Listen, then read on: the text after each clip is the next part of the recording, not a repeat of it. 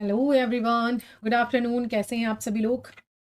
आज मैं फिर से आपको एक बहुत अच्छे क्वेश्चंस का कलेक्शन देने वाली हूँ और वो पूरा का पूरा आपके पोएट्री सेक्शन को कवर करता है।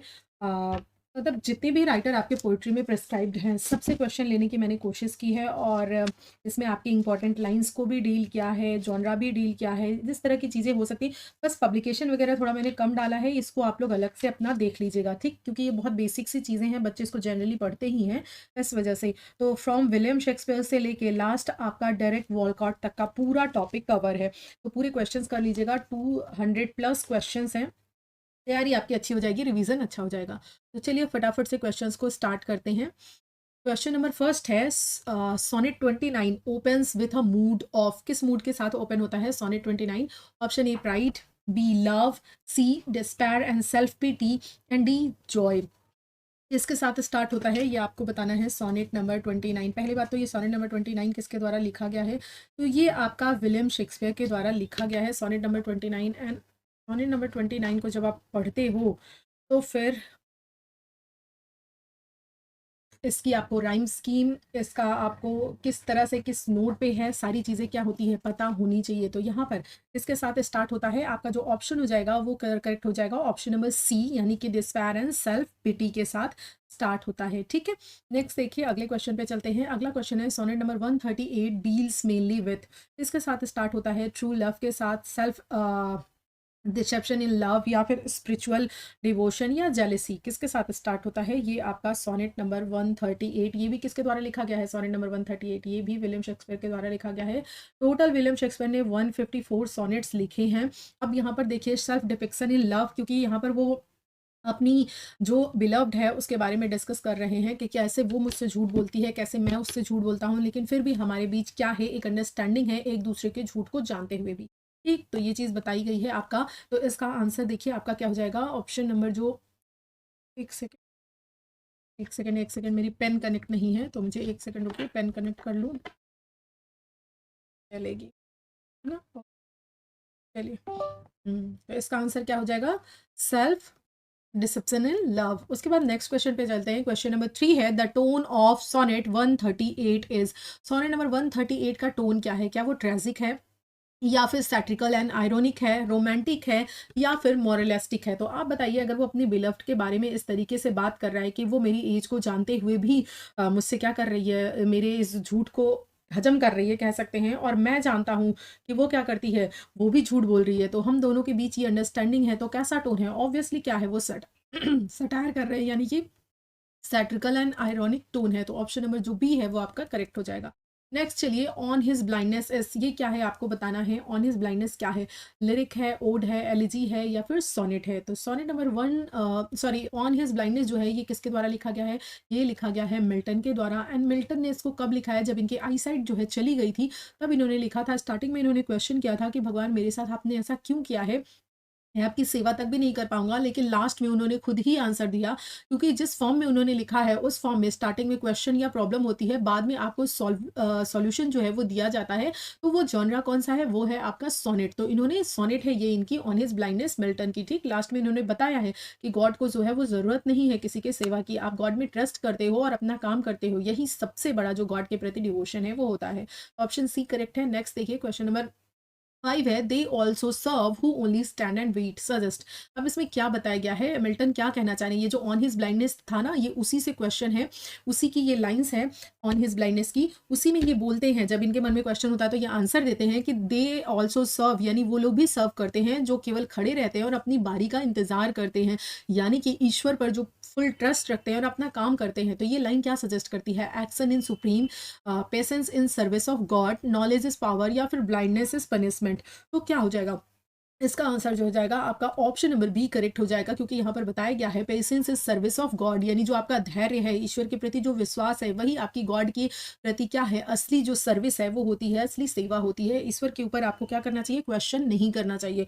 अब पैराडाइज लॉस्ट के बारे में बात करें तो paradise lost is written in, अब आप बताइए पैराडाइज लॉस्ट जो है वो किसमें लिखा गया है? ऑप्शन ए है rhymed couplet, B blank verse, C free verse, and D Spenserian stanza. तो ये जो आपका पैराडाइज लॉस्ट है ये लिखा गया है ब्लैंक वर्ड्स में, यानी ऑप्शन नंबर जो बी है वो क्या हो जाएगा आपका?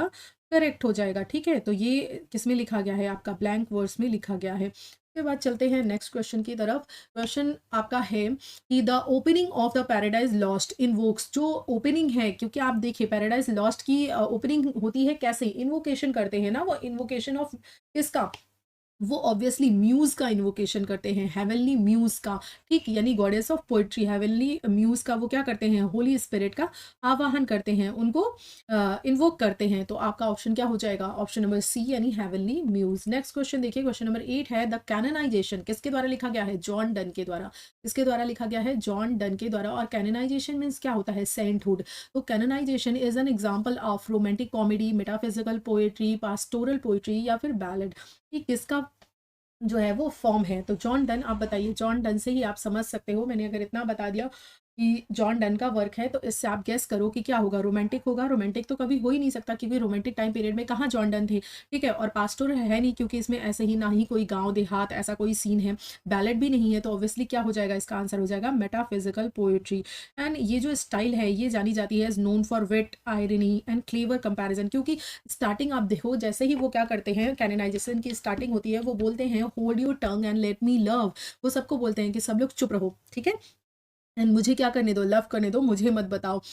फॉर गॉड सेक, यहाँ से स्टार्ट होती है लाइंस कैनोनाइजेशन की। तो ऑप्शन नंबर बी जो है वो करेक्ट है। नेक्स्ट देखिए, love in canonization is presented at, क्या है लव में? क्या पाप होना, सिंफुल होना, या टेम्पररी, या फिर स्कैड एंड स्पिरिचुअल, या फिर ट्रेजिक? तो लव में जो है वो क्या कैनोनाइजेशन क्या प्रेजेंट करता है? अगर लव में आप कैनोनाइज हो जाते हैं, मीन्स आप क्या हो जाते हैं? जैसे कि पहले तो मैंने बताया कैनोनाइजेशन का मतलब क्या होता है। कैनोनाइजेशन का मतलब होता है आपका सेंट हो, ठीक, सेंट होना। तो यहाँ पर आपका क्या हो जाएगा?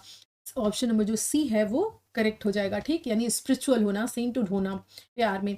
उसके बाद क्वेश्चन नंबर 10 है the rape of the lock is, rape of lock क्या है? एपिक है, मॉक एपिक है, ट्रेजेडी है एंड बैलेड है। क्या फॉर्म है इसका? तो देखिए एपिक तो है नहीं, क्योंकि एपिक में किसी लेजेंड के बारे में बात की जाती है, उसकी ग्लोरी, उसको ग्लोरीफाई किया जाता है, उसके कर्तव्यों को बताया जाता है, सुपर नेचुरल चीज़ें यूज़ की जाती हैं। तो ऑब्वियसली एपिक है नहीं। ट्रेजेडी की बात करें तो ट्रेजेडी भी नहीं है, क्योंकि इसमें ऐसा कुछ नहीं दिखाया गया है ट्रेजेडी की कुछ ट्रेजिक हो रहा है। बैलेड भी नहीं है। तो ये क्या है? मॉक एपिक है। और मॉक एपिक वो होता है जिसमें हम किसी भी ट्रिवियल सब्जेक्ट को, किसको? ट्रिवियल सब्जेक्ट, वो सब्जेक्ट हमारा बहुत ही क्या कहते हैं, ट्रिवियल होगा, बहुत ही तुच्छ सा सब्जेक्ट होगा, और उसको हम कैसे बहुत ही सीरियसनेस के साथ प्रेजेंट करेंगे, बहुत ही सीरियस बताएंगे। जैसे rape of the lock means क्या है? उसकी लॉक क्या होती है? बालों की एक लट होती है, ठीक, उसी के पीछे पूरा का पूरा इन्होंने इतना बड़ा जो है वो लिख दिया है, तो उसे क्या बोलते हैं? मॉक एपिक बोलते हैं, ठीक है। नेक्स्ट क्वेश्चन पे आइए, इसका ऑप्शन नंबर देख लीजिए, बी करेक्ट है। उसके बाद ओ ओ ओ ओ I am sorry.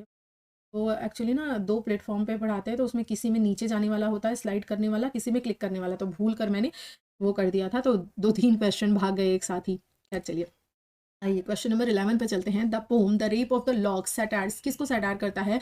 Political corruption को, रोमांटिक लव को, या फिर एरिस्टोक्रेटिक सोसाइटी को, या रिलीजियस हिपोक्रेसी को? किस चीज़ पे सटायर किया है रेप ऑफ द लॉक के माध्यम से? आपके अलेक्जेंडर पोप ने। तो अलेक्जेंडर पोप ने जो है, आप देखिए, अगर आप देखो तो वो किसको सटायर कर रहे हैं? पॉलिटिक्स का इसमें कोई मतलब नहीं है लॉक से, ना ही रोमांटिक लव है। तो इसमें क्या है? एरिस्टोक्रेटिक सोसाइटी है, क्योंकि जो एरिस्टोक्रेटिक सोसाइटी है वो क्या है? सुपरफिशियलिटी, वैनिटी, इन सारी चीज़ों पे ज़्यादा फोकस करती थी, ठीक। तो यहाँ पर जो बेलिंडा है, बैरॉन है, ये सारे कैरेक्टर्स जो हैं वो आपको देखने के लिए मिलते हैं। तो ऑप्शन नंबर जो सी है वो आपका क्या हो जाएगा? करेक्ट हो जाएगा। नेक्स्ट चलिए, नेक्स्ट क्वेश्चन है the central theme of elegy is, elegy की सेंट्रल थीम क्या होती है? एलिजी किस पे लिखी जाती है? क्या लव होने पर एलिजी लिखी जाती है, यानी आप किसी को लव सिम्बलाइज कर रहे हैं, या नेचर पर, डेथ एंड इक्वालिटी पे, या वॉर पे? तो ऑब्वियसली जो एलिजी है ना, उसे बोलते हैं शोक गीत। तो वो किसी की डेथ होने पर इसको लिखा जाता है। इसमें पास्टोरल एलिजी होती है, और आपकी जो एलिजी होती है ना, एलिजी में सिम्बलाइज किया जाता है, ठीक, डेथ को मॉर्न किया जाता है। उसके बाद क्या है? कॉन्सोलेशन भी दिया जाता है। तो ऑप्शन में जो सी है वो आपका क्या हो जाएगा? करेक्ट हो जाएगा, ठीक है। ये रहा आपका आंसर। नेक्स्ट देखिए, क्वेश्चन नंबर 13 पे चलते हैं, फास्ट करेंगे, ठीक है। जहां पर जरूरी है थोड़ा बहुत एक्सप्लेनेशन में कर दे रही हूँ, बहुत ज़्यादा एक्सप्लेनेशन की तरफ नहीं जाऊँगी, ठीक है? क्योंकि अदरवाइज़ फिर वीडियो आपका लंबा हो जाएगा, और 200 क्वेश्चन कराना मतलब फिर बहुत लंबा, आपके लिए भी टाइम टेकिंग हो जाएगा। लेकिन जहाँ ज़रूरी है वहाँ डेफिनिटली मैं कर दूँगी।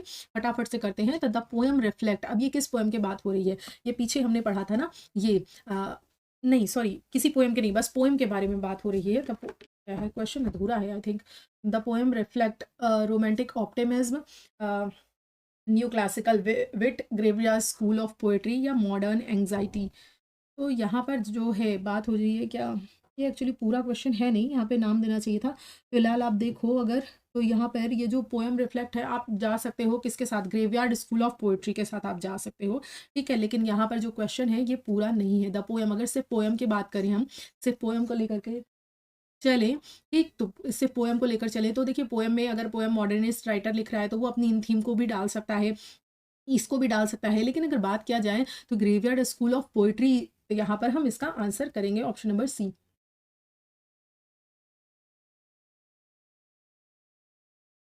चलिए आगे देखिए, क्वेश्चन नंबर 14 है, टिंटर्न एबे मेनली डील्स विद, किसके साथ डील करता है? टिंटर्न एबे किसके द्वारा लिखा गया है? विलियम वर्ड्सवर्थ के द्वारा लिखा गया है, ठीक। अगर सिर्फ पोएम की बात करेंगे तो आंसर अलग जाएगा, ठीक। ऑप्शन नंबर ए क्या है? सिटी लाइफ को, नेचर एंड मेमोरी को, पॉलिटिक्स को, या फिर रिलीजन को। तो जो टिंटर्न एबे है, जो विलियम आपके वर्ड्सवर्थ है, वो अपनी सिस्टर डोरोथी के साथ जो है वो 5 साल के बाद वहाँ पर गए हुए हैं, ठीक, नियर वाई रिवर के किनारे पर गए हुए हैं। रिवर का नेम भी कई बार आपसे पूछ लेता है कि जो टिंटर्न एबे है जहाँ पर विलियम वर्ड्सवर्थ गए हुए हैं, वो किस नदी के किनारे है, तो वाई रिवर के किनारे है, ठीक है। तो वो चीज़ आपको ध्यान रखनी है। और यहाँ पर इन्होंने बेसिकली जो है वो नेचर को ग्लोरीफाई किया है, नेचर के बारे में, और अपनी मेमोरीज़ पे बात किया है कि जब मैं फर्स्ट टाइम आया था तो वो जो मेमोरीज़ मेरे साथ थी वो सिर्फ मेमोरी ही नहीं थी, बल्कि वो जब मैं एकांत में होता हूँ, जब मैं क्या कहते हैं, तब जब परेशानी में होता हूँ, मेंटल इलनेस होती है, परेशानी होती है, तब वो मेमोरीज़ मेरे लिए हील करती हैं मुझे, मेरे लिए वो बहुत काम आती हैं। तो इस तरीके से उन्होंने बात किया है, यानी कि नेचर एंड मेमोरी आएगा आपका, ऑप्शन नंबर बी करेक्ट हो जाएगा। नेक्स्ट क्वेश्चन देखिए, क्वेश्चन नंबर 14 है, द पोएम क्रिटिसाइजेज़। अब यहाँ पर देखिए, अगर बात करें, अब ये जो देखिए इस तरह ये जो आ रहा है ना, ये जो पोएम है, ये किसकी बात हो रही है? टिंटर्न एबी की ही बात हो रही है। ये क्वेश्चन कुछ इस तरह से मैंने बना दिया है, जैसे पिछला हमने टिंटर्न एबे पे पूछा है, तो इसी पे बेस्ड अगला क्वेश्चन है, तो इसीलिए मैंने यहाँ पर टिंटर्न एबे नहीं लिखा है। जस्ट इतना लिख दिया है कि द पोएम क्रिटिसाइज। तो कौन सी पोएम की बात कर रहे हैं हम? टिंटर्न एबे की ही बात कर रहे हैं। किसकी बात कर रहे हैं? टिंटर्न एबे की बात कर रहे हैं। तो जो टिंटर्न एबे है, वो किसको क्रिटिसाइज करता है? नेचर को, लव को, मैटेरियलिज्म को, या वॉर को? तो किसको क्रिटिसाइज कर रहा है? बताइए। क्वेश्चन नंबर जो है आपका 15 है, उसका करेक्ट आंसर क्या हो जाएगा? क्वेश्चन नंबर का आंसर हो जाएगा मैटेरियलिज्म। क्योंकि देखिए, जब आप नेचर की बात करोगे, तो ऑब्वियसली आप मैटेरियलिस्टिक वर्ड से दूर जाओगे, तभी आप नेचर से कनेक्ट हो पाओगे। तो यहाँ पर इन्होंने इसको ही क्रिटिसाइज क्या किया है, ठीक। नेक्स्ट अगर देखिए, तो द वेस्ट विंड सिम्बलाइज, जो वेस्ट विंड है वो कैसी है? क्या डेथ को रिप्रेजेंट करती है, लव को, पीस को, या फिर डिस्ट्रक्शन एंड रीजनरेशन को? तो जो वेस्ट विंड है वो डिस्ट्रक्शन एंड रीजनरेशन को रिप्रेजेंट करती है, क्योंकि उन्होंने कहा था कि जो वेस्ट विंड है वो क्या है? वो प्रिजर्वर भी है, ठीक है। वो क्या करती है? जीवन देने वाली भी है। और क्या करती है? जो सड़ी गली पत्तियां हैं, जो मुरझाई हुई पत्तियां हैं, उनको दफन भी करने का काम करती है। तो ये डिस्ट्रॉयर भी है और प्रिजर्वर भी है। ध्यान रखिएगा, वेस्ट विंड के लिए इन्होंने डिस्ट्रॉयर एंड प्रिजर्वर दोनों वर्ड का यूज किया है। तो ये कैसी है? डिस्ट्रक्शन भी करती है और रीजनरेशन भी करती है। जो बीज दफन हो गए हैं अंदर, उन्हें क्या करती है? वो फिर से खिलाती है। तो ये इसकी पावर है। क्वेश्चन नंबर 17 की बात करें, तो the sky lark represents, sky lark क्या रिप्रेजेंट करती है? सैडनेस को, ह्यूमन सॉरो को, आइडियल लव एंड जॉय को, या फिर डेथ को? तो जो आपका द स्काई लार्क है, वो इसको रिप्रेजेंट करती है। तो आपका जो आंसर हो जाएगा वो हो जाएगा आपका ऑप्शन नंबर सी, यानी कि आइडियल लव एंड फ्रीडम। क्योंकि जो स्काई लार्क है, कैसे वो बिल्कुल आसमान के ऊपर गाती चहचहाती ऊपर की तरफ चली जाती है, और वो फिर कभी भी नीचे मुड़कर नहीं देखती है, और वो कितनी खुश रहती है, हमेशा फ्री है वो। इस चीज़ को यहाँ पर बताया गया है। नेक्स्ट देखिए, beauty is truth and truth beauty. ये बहुत बहुत बहुत ही इंपॉर्टेंट स्टेटमेंट है। ये क्या सजेस्ट कर रहा है? मॉरल टीचिंग्स को, आर्टिस्टिक फिलॉसफी को, रिलीजियस बिलीफ को, या पॉलिटिकल आइडिया को? तो किस चीज़ को ये रिप्रेजेंट कर रहा है? Beauty is truth and truth beauty.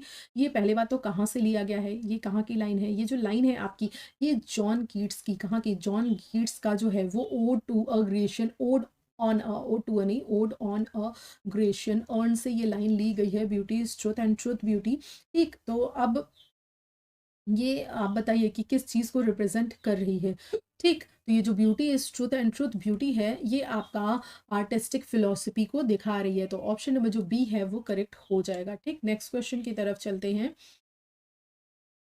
Next question है, the poem La Bela dam sans Merci is, ये क्या है? सोनेट है, बैलेड है, एपिक है, या ओड है? फटाफट से आंसर करिए, इसका आंसर क्या हो जाएगा?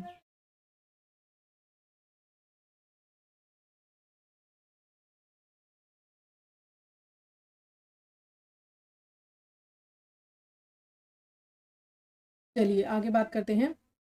तो आपका ये जो था beauty is truth, truth beauty, अगर उसकी बात करें तो इसमें कौन-सा फिगर ऑफ स्पीच है? इसमें आपका कौन-सा फिगर ऑफ स्पीच है? ये जो लास्ट क्वेश्चन है इसमें फिगर ऑफ स्पीच आपका क्या है? पैराडॉक्स है, ठीक है? यहाँ पर पैराडॉक्स है क्योंकि यहाँ पर आप देखिए एंटाथेटिकल आइडियाज़ भी हैं और इसमें 2-3 फिगर ऑफ स्पीच है। लेकिन आप देखिए यहाँ पर क्या है? बातों को क्या किया जा रहा है? रिवर्स भी किया जा रहा है, ठीक है? तो आगे चलते हैं, अगला क्वेश्चन देखते हैं। अगला क्वेश्चन आपका क्या है? हाँ, इसका आंसर दीजिए question number 19। The poem La Belle Dame sans Merci is क्या है? क्या ये सोनेट है, बैलेड है, ओड है या फिर एपिक है? तो ये ना ही एपिक है, ना ही सोनेट है, तो ये है क्या? ये जो है आपकी, ये है आपकी बैलेड, ठीक है? क्या है? बैलेड है। ठीक, यहाँ पर देखिए कैसे उस क्या नाम है, वो जो सोल्जर रहता है उसके बारे में कैसे बातें की गई हैं। अब देखिए यहाँ पर मैंने टाइटल लिख दिया है कि किसके बारे में बात हो रही है। तो ये जो अल्फ्रेड लॉर्ड टेनिसन की पोएम है ब्रेक ब्रेक ब्रेक, इसके बारे में बात हो रही है। तो ये जो आपकी ब्रेक ब्रेक ब्रेक है, ये जो पोम है ये एक्सप्रेस कर रही है क्या? जॉय को, होप को, ग्रीफ एंड लॉस को या एंगर को? तो आप बताइए ये जो है किसके द्वारा लिखी गई है? टेनिसन के द्वारा लिखी गई है और ये क्या है? एक फेमस एलिजी है। क्या है? फेमस एलिजी है और इन्होंने लिखा था अपने फ्रेंड ऑथर हेनरी हॉलम की मेमोरी पर, ठीक है? उनकी डेथ हो गई थी, तो उन्हीं की डेथ को सिंबलाइज करते हुए उसी पर उन्होंने लिखा था। और क्या है? ये ग्रीफ एंड लॉस को रिप्रेजेंट करता है, दिखाता है कि किस तरह से उनके जो फ्रेंड है उनकी कैसे डेथ हो गई है और किस तरह से उनका लॉस हो गया है, उस दुख को दिखाता है। अब यूलिसीज के बारे में बात करें तो यूलिसीज रिप्रेजेंट क्या हो जाएगा? आपका जो ऑप्शन है वो ओल्ड एज एंड रेस्ट को रिप्रेजेंट करता है यूलिसीज, या फिर हीरोइक स्पिरिट एंड एडवेंचर को। तो जो यूलिसीज है देखिए वो तो कैसे ही कहता है ना कि मैं तो जो है क्या कहता हूँ, मैं बूढ़ा हो गया हूँ भले शरीर से, लेकिन अभी भी क्या है, मेरे अंदर जो एडवेंचर की भावना है वो नहीं बूढ़ी हुई है। वो कहता नहीं है लास्ट जो है वो आई वॉज, कौन सी लाइन थी मैं मिस कर रही हूँ। तो यहाँ पर क्या है, तो आप ये देखो इसके अंदर हमेशा क्या होता है, ये बोलता है कि मेरा जो बेटा है, चार्ज में लगाना पड़ेगा मुझे इसको, लो होने वाला है। यार इसका जो ये बोलता है मेरा जो बेटा है वो क्या करेगा, वो शासन सँभालेगा, लेकिन मैं शासन के लिए नहीं बना हूँ, मैं एडवेंचरस काम के लिए बना हुआ हूँ, ठीक है? तो ये बोलता है कि मैं किसके लिए हूँ, हीरोइक स्पिरिट एंड एडवेंचर के लिए हूँ, यानी ऑप्शन नंबर जो बी है वो आपका करेक्ट हो जाएगा। नेक्स्ट देखिए, माय लास्ट टचेस इज़, ये क्या है? My last touches by Robert browning, किसके द्वारा लिखा गया है? रॉबर्ट ब्राउनिंग के द्वारा इसको लिखा गया है। सोनेट है, ड्रामेटिक मोनोलॉग है, बैलेड है या फिर ओड है? तो आपका ये जो माय लास्ट टचेस है ये है क्या? इसके बारे में तो सोचना ही नहीं है क्योंकि ये इतना ज़्यादा फेमस है, इतना ज़्यादा फेमस है, एंड आपके रॉबर्ट ब्राउनिंग भी इसी जॉनरा के लिए क्या है? फेमस है। तो ये आपका ऑप्शन क्या हो जाएगा? ऑप्शन नंबर बी, यानी कि ड्रामेटिक मोनोलॉग, ठीक? इसमें सिंगल स्पीकर होता है ड्यूक ऑफ फेरेरा, जो कि एड्रेस कर रहा है एक साइलेंट लिसनर को, जिसमें ये बताता है कि इसने कैसे अपनी वाइफ का जो है वो कत्ल करवा दिया है। तब वो उसकी पेंटिंग देखता रहता है, जो आया हुआ है तो उसकी पेंटिंग दिखाता है, उसके बारे में सारी चीज़ें करता है, सारी बातें करता है, लेकिन लास्ट में ये बताता है कि ये हमेशा सबसे मुस्कुराती थी, बहुत अच्छे दिल की थी, तो मैंने इसे क्या है किया है, मैंने इसे मरवा दिया है, क्योंकि ये मुझ में और लोगों में कोई अंतर ही नहीं समझती थी। थोड़ा सा भी कुछ मजाक कर देने पर ये यूं ही और मर्दों से और लोगों से मुस्कुरा कर बात कर देती थी, बहुत अच्छे दिल की थी, और मेरी वाइफ होने के कारण, रानी होने के कारण ये ऐसा कैसे कर सकती है? तो इस वजह से वो क्या करता है, उसकी जो स्माइल है उसको हमेशा के लिए वो कर देता है। तो यहाँ पर क्या हो जाएगा? आपका ऑप्शन बी हो जाएगा। नेक्स्ट देखिए, ये जो आपका द ड्यूक है जिसके बारे में अभी हम बात कर रहे थे, जो ड्यूक ऑफ फेरारा है, वो माई लास्ट डचेस में किसको क्या सिंबलाइज कर रहा है? क्या वो रोमांटिक लव को? बिल्कुल भी नहीं। क्या उसका रोमांटिक लव था अपनी वाइफ को मारना? डेमोक्रेसी को? बिल्कुल भी नहीं। सैक्रिफाइस वो कहाँ ही करेगा? तो टायरनी एंड पॉसेसिवनेस को, वो अपनी वाइफ को लेकर इतना ज़्यादा पॉसेसिव था कि लास्ट में उसकी क्या करता है? हत्या ही करवा देता है। तो ऑप्शन नंबर बी जो है वो करेक्ट हो जाता है। नेक्स्ट देखिए, सी ऑफ फेथ इन डॉवर बीच। अब डॉवर बीच की हम बारे बात करें तो डॉवर बीच किसका है? मैथ्यू एर्नोल्ट का है। पहले तो आपको ये पता होना चाहिए, ठीक, कि ये वर्क किसका है, तो मैथ्यू एर्नोल्ट का है।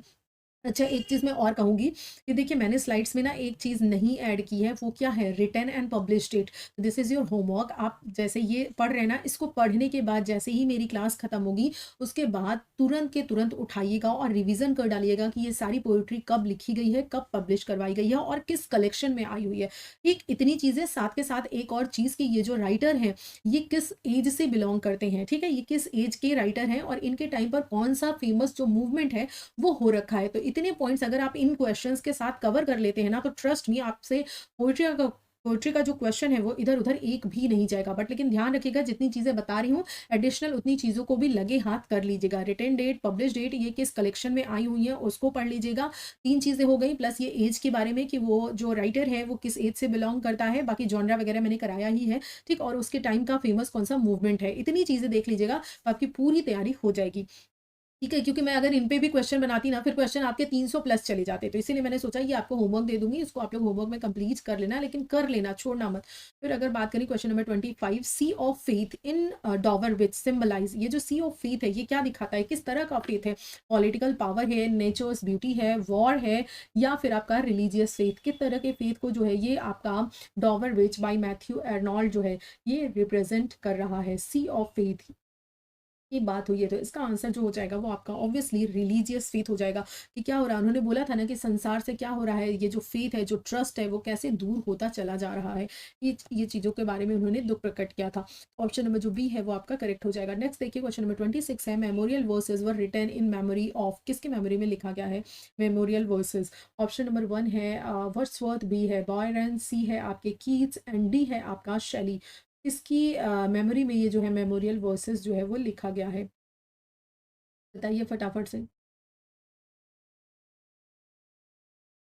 आंसर क्या हो जाएगा आपका, ये किसका वर्क है, ये मेमोरी ऑफ वर्ड्सवर्थ, यानी ये वर्ड्सवर्थ की मेमोरी में जो है वो लिखा गया है, कौन सा मेमोरियल वर्सेस। ठीक है, तो आप ये ध्यान रखोगे। चलिए नेक्स्ट क्वेश्चन की तरफ चलते हैं। ठीक है, नेक्स्ट क्वेश्चन की तरफ चलते हैं। वर्ड्सवर्थ की ये मैथ्यू अर्नोल्ड ने लिखा है, ठीक, मैथ्यू अर्नोल्ड ने लिखा है। बाकी इसमें इन्होंने बायरन, ठीक है, बाकी इन्होंने इसमें बायरन एंड गोथे को भी याद किया है, ठीक, लेकिन इन्होंने बताया है कि जो वर्ड्सवर्थ मतलब सबका लॉस जो है वो तो भरा जा सकता है, लेकिन जो वर्ड्सवर्थ के जाने का नुकसान है, जो इनके जाने का लॉस है, वो तो कभी भरा ही नहीं जा सकता। और वो ये भी बोलते हैं कि हे ग्रेव्स, तुम खुश हो जाओ क्योंकि तुम्हारे पास एक महान जो आत्मा है, महान जो व्यक्तित्व है, वो तुम्हारे पास आया हुआ है। ठीक, तो इस तरह की बातें ये करते हैं। तो ऑप्शन नंबर जो ए है वो क्या हो जाएगा, करेक्ट हो जाएगा। अब यहाँ पर ऐसा कोई ऑप्शन नहीं दिया, गौथे भी दिया रहता और ABC दिया रहता तो तीनों को हम करेक्ट करते। ठीक है, तो नेक्स्ट देखिए, नेक्स्ट आपका क्वेश्चन है, things fall apart the centre can not hold in, the second coming in indicates. अब ये जो लाइन है, things fall apart the centre can not hold, ये जो लाइन है ये क्या इंडिकेट कर रही है, आपकी पोइटिक स्टेबिलिटी को, मॉरल एंड सोशल क्योस को, रिलीजियस फेथ को, या फिर रोमांटिक जॉय को। तो इसका क्वेश्चन नंबर 27 पे हम लोग आ चुके हैं। ठीक, ये WB ईट्स का वर्क है द सेकंड कमिंग। ठीक, इसमें इन्होंने क्या बताया था कि क्या हो रहा है, पूरा हर जगह क्या है, मॉरल एंड जो सोशल क्योस है वो फैला हुआ है। ठीक, ऑप्शन में बी करेक्ट हो जाएगा। अब आते हैं हम द वेस्टलैंड पे, टी एस इलियट का द वेस्टलैंड, ये क्या रिप्रेजेंट करता है, रोमांटिक नेचर को, मॉडर्न स्पिरिचुअल बैरननेस को, हीरोइक एज को, या फिर विक्टोरियन ऑप्टिमिज्म को। इस चीज़ को the Waste Land by T S Eliot represent करता है। तो इसका आंसर हो जाएगा जो है, आंसर हो जाएगा ऑप्शन नंबर बी, यानी कि मॉरल स्पिरिचुअल बैरननेस को रिप्रेजेंट करता है द वेस्ट लैंड। इसमें इन्होंने इसकी जो एंडिंग है द वेस्ट लैंड की, वो इन्होंने लास्ट के संस्कृत से की है, शांति शांति शांति से। ठीक है, तो क्वेश्चन नंबर 29 है, the poem in memory of WB Yeats reflect, क्या रिफ्लेक्ट करता है, रोमांटिक लव को, या फिर पोइट्स डेथ एंड लेगेसी को, नेचर वर्शिप को, वॉर एंड हीरोइज्म को। तो इन मेमोरी ऑफ WB ईट्स की मेमोरी में इसको लिखा गया है, तो ये किस चीज़ को रिप्रेजेंट कर रहा है, तो ऑब्वियसली ऑप्शन नंबर बी, यानी कि पोइट्स डेथ एंड लेगेसी को। नेक्स्ट देखिए, क्रो सिम्बलाइज इन क्रो एलाइट, आपने क्रो एलाइट पढ़ा है ना, फिलिप लार्किन का। तो जो क्रो एलाइट है वो क्या सिंबलाइज कर रहा है, जो क्रो है जो ऊपर से क्या कर रहा है, आपने देखा था ना कि पूरी के पूरे जो दिखती है बहुत दूर से, बहुत ही सुंदर जो है क्या कहते हैं चीज़ें दिखाई देती हैं, लेकिन उसकी मतलब कैसे उसने जूते देखे थे, फटे फटे हुए सोल का जूता देखा था, एक डस्टबिन देखा था जहाँ से एयर पास हो रही थी बहुत बदबूदार, कैसा कैसा उसने मतलब कि नेचर को देखा था। तो उसने जो ब्रूटल फोर्स ऑफ नेचर है ना उसको रिप्रेजेंट किया है, कि किस तरह से जो है चीज़ें क्या हो रही हैं उस क्रो को दिखाई दे रही है, कितनी भयानक जो वो चीज़ें क्या कर रहा है, देख पा रहा है। तो ये दिखाता है कि इनोसेंस मतलब कि नेचर का जो एस्पेक्ट है उसको दिखाने का क्या किया है, कोशिश किया है इस सच्चाई को।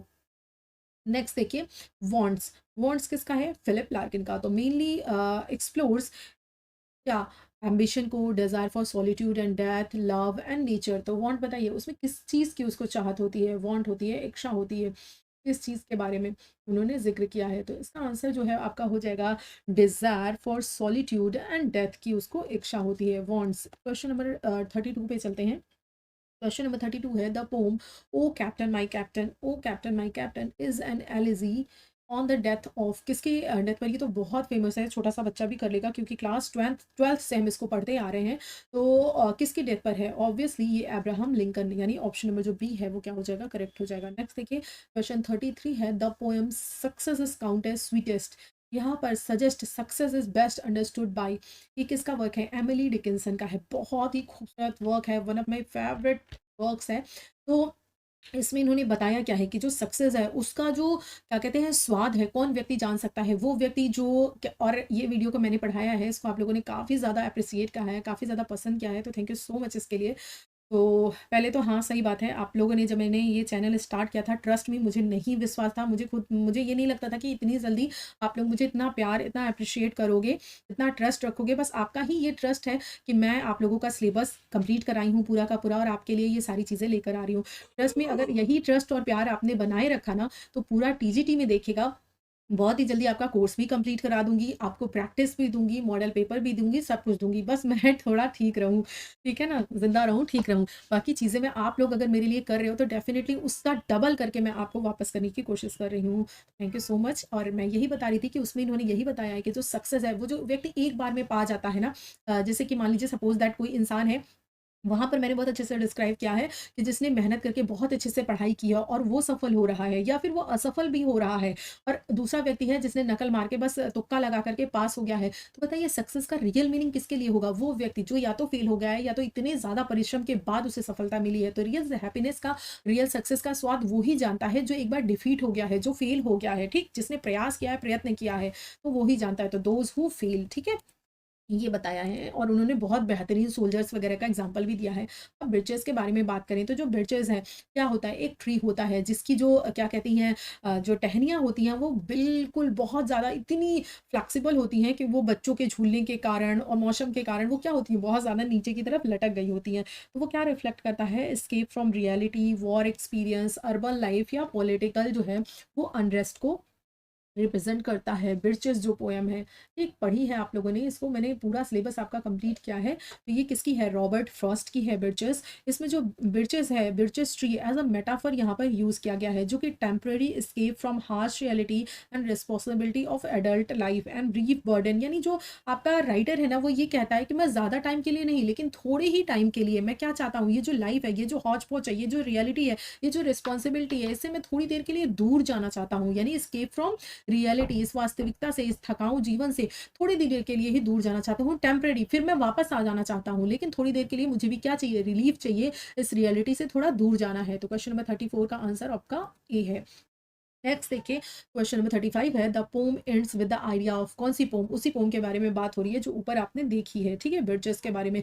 तो क्या किसके साथ एंड होती है, रेस्ट के साथ, डेथ के साथ, ड्यूटी एंड रिस्पॉन्सिबिलिटी के साथ, या फिर एस्केप के साथ। तो इसका आंसर हो जाएगा आपका ड्यूटी एंड रिस्पॉन्सिबिलिटी के साथ। ये जो पोम है वो आपकी एंड होती है क्योंकि आपका जो राइटर है वो ये कहता है कि मैं ये नहीं चाहता कि मैं अपनी कंप्लीटली जो मेरी ड्यूटी है, जो मेरी रिस्पॉन्सिबिलिटी है, उससे मैं भागना चाहता हूँ, नहीं, मैं एक टेम्पररी रिलीफ चाहता हूँ, ठीक। तो ये चीज़ें उन्होंने कही है। नेक्स्ट देखिए, leave the chanting fruit gathering, बहुत ही अच्छा जो है क्या कहते हैं कि ये आपकी पोइट्री है, बहुत अच्छी है, रविन्द्रनाथ टैगोर जी के द्वारा लिखी गई है। इन्होंने कैसे कितने प्यार से जो है ये अपने शिष्य को समझाया है। तो क्या ritualism, simple devotion and humanity, war, science, किस चीज़ के बारे में इसमें बात की गई है, जो फ्रूट गैदरिंग है, लीव द चैंटिंग, यहाँ पे क्या बात की गई है, किस चीज़ के बारे में बात की गई है। तो इसका जो आपका आंसर हो जाएगा वो हो जाएगा ऑप्शन नंबर बी, यानी सिंपल डिवोशन एंड ह्यूमैनिटी को दिखाया गया है।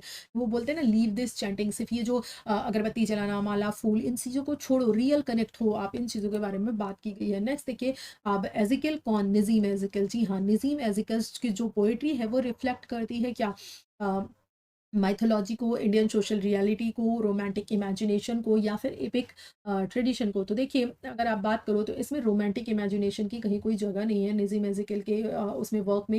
एंड ये आप देखोगे नज़ीम एज़िकिल ने क्या क्या है, इंडियंस के ऊपर, यानी इंडियन जो सोशल रियलिटी है उसको दिखाने का प्रयास किया है, यानी ऑप्शन नंबर जो बी है वो करेक्ट हो जाएगा। नज़ीम एज़िकिल का कौन सा वर्क आपने पढ़ा है बताइए, कमेंट में कमेंट करिए फटाक से। नज़ीम एज़िकिल की कौन सी पोम आपने पढ़ी है, बहुत ही फेमस है, बहुत ही अच्छी पोएम है, बहुत ही सिंपल लैंग्वेज में लिखी गई है एंड इंडियंस के कल्चर को रिप्रेजेंट कर रही है, उनके सुपरस्टिशन को रिप्रेजेंट कर रही है, ठीक है। तो क्वेश्चन नंबर 38 है, an introduction by Kamala Das deals with. Kamala Das का जो एन इंट्रोडक्शन है वो नेशनलिज्म को रिप्रेजेंट कर रहा है या फिर female identity and self expression को, नेचर को एंड पॉलिटिक्स को। तो obviously female identity and self expression को रिप्रेजेंट कर रहा है इनका वर्क एन इंट्रोडक्शन। अब कमला दास का ना क्या कहते हैं, आप फुल नेम भी पढ़ लीजिएगा, यानी इनका जो रियल नेम है, क्योंकि कमला दास इनका पेन नेम है, इनका जो नाम क्या है कमला दास का जो पूरा नाम है वो भी देख लीजिएगा। और साथ ही साथ आप एक चीज़ और देख लीजिएगा, जो अवार्ड्स हैं, है ना, वैसे तो टाइम नहीं है, नहीं तो अवार्ड्स पे भी क्वेश्चंस ला देती, लेकिन जो अवार्ड्स हैं वो देख लीजिएगा, और ये अवार्ड्स उस राइटर को किस उसके वर्क के लिए मिले हुए हैं वो देख लीजिएगा, यहाँ से भी क्वेश्चन बनने के चांसेस हैं। ठीक है, नेक्स्ट देखिए क्वेश्चन नंबर 39 पे आते हैं। Arbitrary uses a tone of. Arbitrary means क्या होता है, डेथ नोट, जो शोक संदेश आता है पेपर में, कॉर्नर में, नीचे कोने में, वो क्या रिप्रेजेंट करता है, आप बताइए। क्या वो ट्रेजेडी को रिप्रेजेंट कर रहा है, रोमांटिक ग्रीफ को रिप्रेजेंट कर रहा है, आयरनी एंड सटायर को रिप्रेजेंट कर रहा है, या फिर प्रेज कर रहा है, क्या कर रहा है। जो ऑबिचुरी है, जो शोक संदेश साइड में आता है, किसके द्वारा लिखा गया है, A.K. रामानुजम के द्वारा लिखा गया है, जिन्होंने अपने फादर की डेथ पर चीज़ें लिखी। उन्होंने बताया है कि उनके फादर चले गए हैं तो क्या छोड़कर गए हैं, कुछ कर्जे छोड़कर गए हैं, अपनी बिन ब्याही बेटियां छोड़कर गए हैं, जैसे कि बिन बेटी ब्याहियों को इस समाज में बोझ समझा जाता है, तो वो सारी चीज़ें क्या करके गए हैं, छोड़कर गए हुए हैं। तो ये क्या है, आयरनी है एंड सटायर है। ठीक, टोन उनका।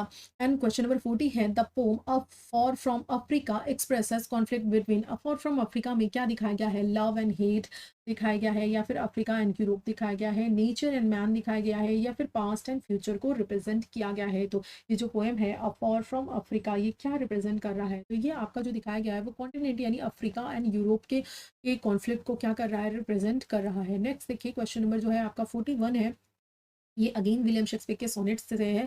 तो इनका जो सोनेट है वो किस में लिखा गया है, विलियम शेक्सपियर का जो टोटल 154 सोनेट्स था, फॉर द 3 पार्ट्स में डिवाइड था। ये थॉमस थ्रॉप के द्वारा 1609 में पब्लिश करवाया गया था। ठीक है, फर्स्ट जो है वो इन्होंने अपने WH के लिए डेडिकेट किया था, सेकंड जो है ये इन्होंने डार्क लेडी को डेडिकेट किया है, थर्ड जो है वो जो है वो किसको, क्यूपिड को डेडिकेट किया है। तो ये चीज़ें हैं, और अगर बात करें तो ये किस में लिखी गई है, आइएम्बिक पेंटामीटर्स में लिखी गई है। नेक्स्ट देखिए आगे बढ़ते हैं, क्वेश्चन नंबर 42 है, the poem on his blindness they also serve who only stand and wait। ये तो मैं क्वेश्चन करा चुकी हूँ, इट्स रिपीटेड क्वेश्चन। ये फेथ एंड मतलब थोड़ा घुमा कर है, लेकिन सेम वही काइंड का क्वेश्चन है। ठीक, इसमें किस चीज़ को रिप्रेजेंट कर रहा है, ये फेथ और पेशेंस को क्या कर रहा है, रिप्रेजेंट कर रहा है। ठीक है, चलिए क्वेश्चन नंबर 49 को देखते हैं। क्वेश्चन का जो सीक्वेंस है वो आपको थोड़ा सा हो सकता है गड़बड़ दिखे, आगे पीछे दिखे। उसके पीछे रीज़न ये है कि कुछ क्वेश्चंस जो है वो बाद बीच बीच में रिपीट हो गए थे, तो मैंने अभी रैंडम उन क्वेश्चंस को हटाने की कोशिश की है, तो इस वजह से सीक्वेंस गड़बड़ होगा। ठीक, तो उससे आपको कोई मतलब नहीं, आपको क्वेश्चन नंबर से मतलब नहीं, आपको क्वेश्चन से मतलब है। ठीक है,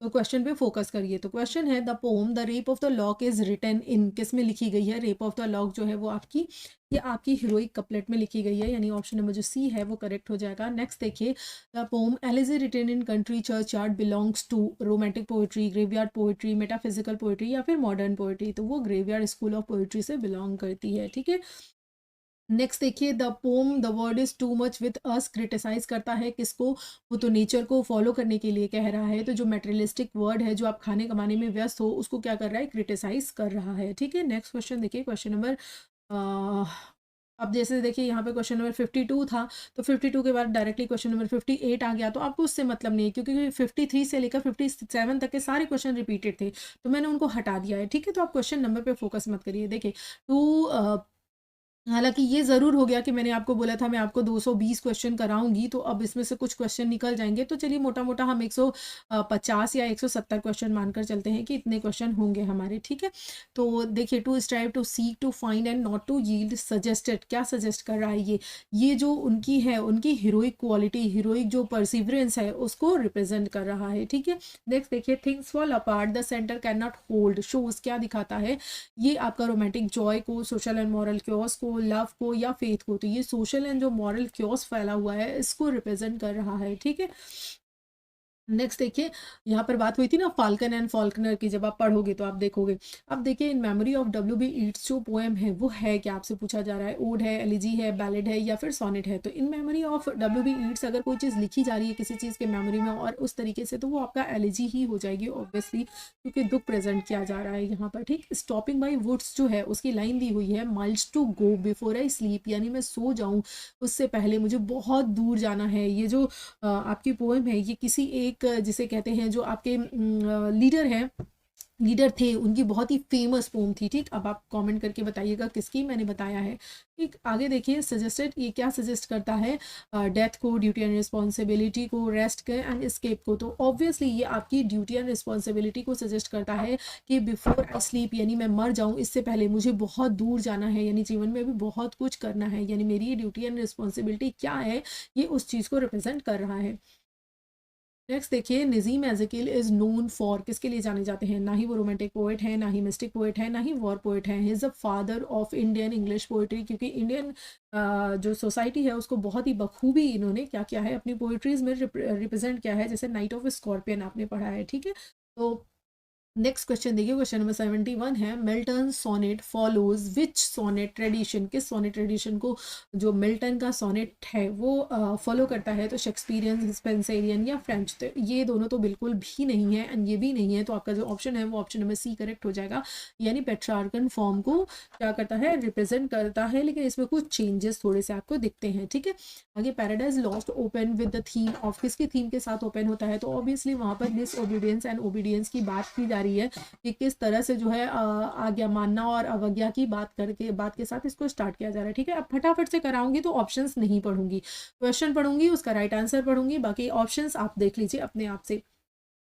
ठीक है, नेक्स्ट देखिए, सैटर्न इन पैराडाइज लॉस्ट पोर्ट्रीज एज, क्या पोर्ट्री करता है जो सैटर्न है, वो क्या कॉमिक विलन है, बिल्कुल भी नहीं। क्या पैसिव सफरर है, या फिर ट्रेजिक रिबिलियन है, या फिर रोमांटिक हीरो है, तो ना ही वो रोमांटिक हीरो है, ना ही जो आपका बात करें पैसिव सफरर की है, तो वो आपका क्या है, ट्रेजिक रिबेल है। ठीक, रिबेल करता है। के बाद अगर बात करें कि द कैनोनाइजेशन की, glorifies love by comparing lovers to, वो लवर्स को कंपेयर कर रहे हैं, ग्लोरीफाई कर रहे हैं लव को, किस तरीके से, तो वो सेंट्स की। ठीक, कैनोनाइजेशन मतलब ही होता है सेंटहुड। ठीक, अगर देखिए नेक्स्ट पोएम है, the rape of the lock मॉक्स, किस पे मॉक कर रही है, तो जो आपकी एरिस्टोक्रेटिक सोसाइटी है या फिर जो हाई सोसाइटी ट्रिवियल है उनको क्या कर रही है, रिप्रेजेंट कर रही है। ठीक, ये जिसके ऊपर जब मैंने आपको क्वेश्चन कराया ना, मैंने कुछ टॉपिक वाइज क्वेश्चंस भी कराए हुए हैं, हालांकि मैं उसको पूरा नहीं कंप्लीट करवा पाई ड्यू टू टाइम शॉर्टेज, लेकिन यहाँ पर क्या है मेरे क्या कहते हैं कि उसमें मैंने आपको बताया भी है कि ये घटना जो है वो रियल में किसके ऊपर घटी है, किसके ऊपर लिखी गई है, किसको डेडिकेट की गई है, सब कुछ बताया। अगर आपको देखना है तो आप रेप ऑफ द लॉ के जो टॉपिक वाइज क्वेश्चन मैंने डाले हैं वहाँ आप देख लीजिएगा। नेक्स्ट देखिए, बेलेंडाज लॉग जो है वो रेफर करता है किस चीज़ को, ऑनर को, वैनिटी को, पावर को, या फिर फ्रीडम को, तो ऑब्वियसली ऑप्शन में नंबर बी यानी कि वैनिटी को रेफर करता है। नेक्स्ट क्वेश्चन है question number 78, pops style in the pome is marked by, अब जो पोप की स्टाइल है वो कैसी है, आप बताइए, क्या पोप इमोशनली इंटेंस हैं, या फिर सिंप्लिसिटी के साथ हैं, या विट एंड बैलेंस, या फ्रीडम। तो ऑब्वियसली जो पोप है ना वो विट एंड बैलेंस के साथ है, यानी ऑप्शन नंबर जो सी है वो बिल्कुल करेक्ट है। टिंटर एबे जो है वो कहाँ पर सिचुएटेड है, ठीक, सॉरी, सब टाइटल्ड एज टिंटर एबे का जो सब टाइटल है वो क्या है, इसका सब टाइटल है lines composed above Tintern Abbey near river Wye, क्या है, नियर रिवर वॉय, एंड यहाँ पर आपका ईयर भी दिया हुआ है, तो ये इसका क्या है, टाइटल है। ठीक है, सब टाइटल है। नेक्स्ट देखिए, नेक्स्ट क्वेश्चन है आपका क्वेश्चन नंबर 81, नेचर इन टेंटर्न एबे एक्ट एज, जो नेचर है वो कैसे एक्ट कर रहा है, क्या वो मॉरल गाइड है, मेयर बैकग्राउंड है, या फिर एनिमी ऑफ मैन है, या डेकोरेटिव। तो यहाँ पर जो है ना नेचर वो एक्चुअली आप देखो तो वो मॉरल गाइड भी है, वो गाइड है, वो बता रहा है, और वो एक बैकग्राउंड भी बना रहा है। अगर आप देखो वो पोइट्री की, तो पोइट्री में ज़्यादा से ज़्यादा किसकी, नेचर के बारे में बात की गई है, तो मेयर बैकग्राउंड भी है एंड गाइड तो वो है ही है। ठीक है, तो मॉरल गाइड आप समझो, लेकिन आपके आंसर में आएगा तो आप फिर दो तो टिक नहीं करोगे, इसलिए आप इस पे जाओगे मॉरल गाइड के तरीके से वर्क करता है। ठीक, बैकग्राउंड तो नेचर का खैर लिया ही गया है, क्योंकि ये क्या है, रोमांटिक पोएट है, तो इन्होंने अपनी जो ज़्यादातर पोइट्री है वो किस पे लिखी है, नेचर के ऊपर ही लिखी है, तो आपका ऑप्शन में जो है वो ए करेक्ट हो जाएगा। ठीक, नेक्स्ट देखिए, the world is too much with us condemned, किसको, किसके ऊपर ग्रीफ कर रहा है ये, तो ये क्या है, इंडस्ट्रियल जो ग्रीफ है, जो इस तरह से हर इंसान जो है बिल्कुल औद्योगिकरण में लग गया है, ठीक, उसके ऊपर क्या कर रहा है, ये दुख प्रकट कर रहा है, तो ऑप्शन नंबर बी क्या है, करेक्ट हो जाएगा। एंड नेक्स्ट देखिए, क्वेश्चंस अच्छे हैं, ट्रस्ट मी क्वेश्चंस अच्छे हैं, क्वेश्चंस को पढ़ लीजिएगा, कर लीजिएगा, और जो एडिशनल चीज़ें बता रही हूँ उनको भी पढ़ लीजिएगा, आपकी तैयारी बिल्कुल कंप्लीट हो जाएगी।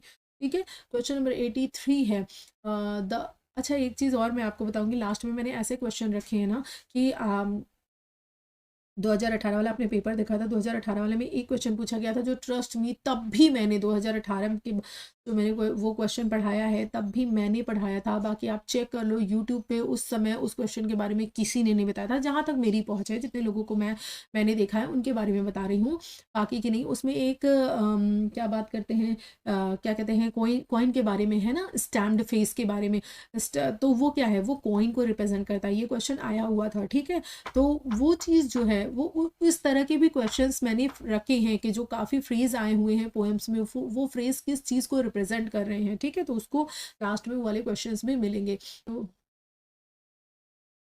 चलिए क्वेश्चन नंबर 83 को देखते हैं। क्वेश्चन नंबर जो 83 है आपका, वो है the poem advocates return to, किसकी तरफ बात कर रहे हैं, राइटर बात कर रहे हैं कि क्या कहते हैं, पैगनिज्म, क्रिश्चियनिटी, साइंस, वॉर। तो इसका ऑप्शन क्या हो जाएगा, पैगनिटी की तरफ, ठीक है। नेक्स्ट देखिए क्वेश्चन नंबर 84 है, ode to the west wind consist of, कितने उसमें स्ट्रेंजा हैं, आप बताइए। ओ टू वेस्ट विंड में कितने स्ट्रेंजा हैं, 3 स्ट्रेंजाज हैं, 4 स्ट्रेंजा है, 5 स्ट्रेंजा है, या फिर 6 स्ट्रेंजा है, कितने जो हैं उसमें है टोटल। तो कितने स्ट्रेंजा हैं उसमें, आपके जो ऑप्शन नंबर आपका सी है वो करेक्ट हो जाएगा, यानी कि कितने 5 स्ट्रेंजा हैं, ठीक है। ओ टू वेस्ट विंड इसमें 5 स्ट्रेंजा हैं। एंड ऑल्सो इनको आप कैंटोज नाम से भी जानते हो, किन नाम से, इनको आप कैंटोज नाम से भी जानते हो। और ये जो है किस में लिखी गई है, जो है वो आपकी terza rima with a concluding couplet के साथ लिखी गई है, ठीक। These stanzas in sonnet written in terza rima, क्या है, terza rima with a concluding couplet, ठीक। नेक्स्ट देखिए क्वेश्चन नंबर क्या है आपका, 86, to skylark contrast skylark's joy with, skylark का जो जॉय है, जो उसकी खुशी है, वो कंट्रास्ट क्या है, ह्यूमन सफरिंग से कंट्रास्ट है, ठीक है। तो ऑप्शन नंबर ए करेक्ट है। क्वेश्चन नंबर 87 है, Shelley's skylark is compare to, किसके साथ कंपेयर किया, क्लाउड के साथ, पोएट के साथ, स्टार के साथ, या सभी के साथ। तो जब आप पोम पढ़ोगे ना तो आप देखोगे उन्होंने किसके साथ, सबके साथ कंपेयर किया है। ऑल ऑफ दीज करेक्ट हो जाएगा। नेक्स्ट देखिए, odd on a Grecian earn is concern with, जो ओड ऑफ ग्रेशियन अर्न है रॉन किट्स का, वो किसके साथ कंसर्न करता है, पॉलिटिक्स के साथ, इटर्नल आर्ट के साथ, डेथ के साथ, वॉर के साथ। तो ऑब्वियसली किसके साथ, इटर्नल आर्ट के साथ। बताते हैं कि ये जो ग्रेशियन अर्न है, ये जो अर्न है, इसके ऊपर जो पेंटिंग बनी हुई है, समय कितना भी बीत चला जाएगा, सब कुछ खत्म हो जाएगा, लेकिन ये जो पेंटिंग है, ये जो आर्ट है, ये जो लवर है, ये जो पेड़ है जिनकी पत्तियां जो हैं वो किस तरीके से गिरती हुई रुक गई हैं, गिरी हैं, और कुछ लगी हुई हैं, और किस तरह से लवर अपनी बिलफ्ड को किस करने की कोशिश कर रहा है, ये कभी भी बूढ़े नहीं होंगे। तो ये क्या है, ये इटर्नल आर्ट को प्रेजेंट कर रहा है। ऑप्शन नंबर जो बी है वो करेक्ट हो जाएगा। नेक्स्ट देखिए, the urn is described as, ये जो अर्न है ये क्या है, ये साइलेंट टीचर है, कोल्ड ऑब्जेक्ट है, हिस्टोरिकल डॉक्यूमेंट है, या फिर लिविंग बीइंग है।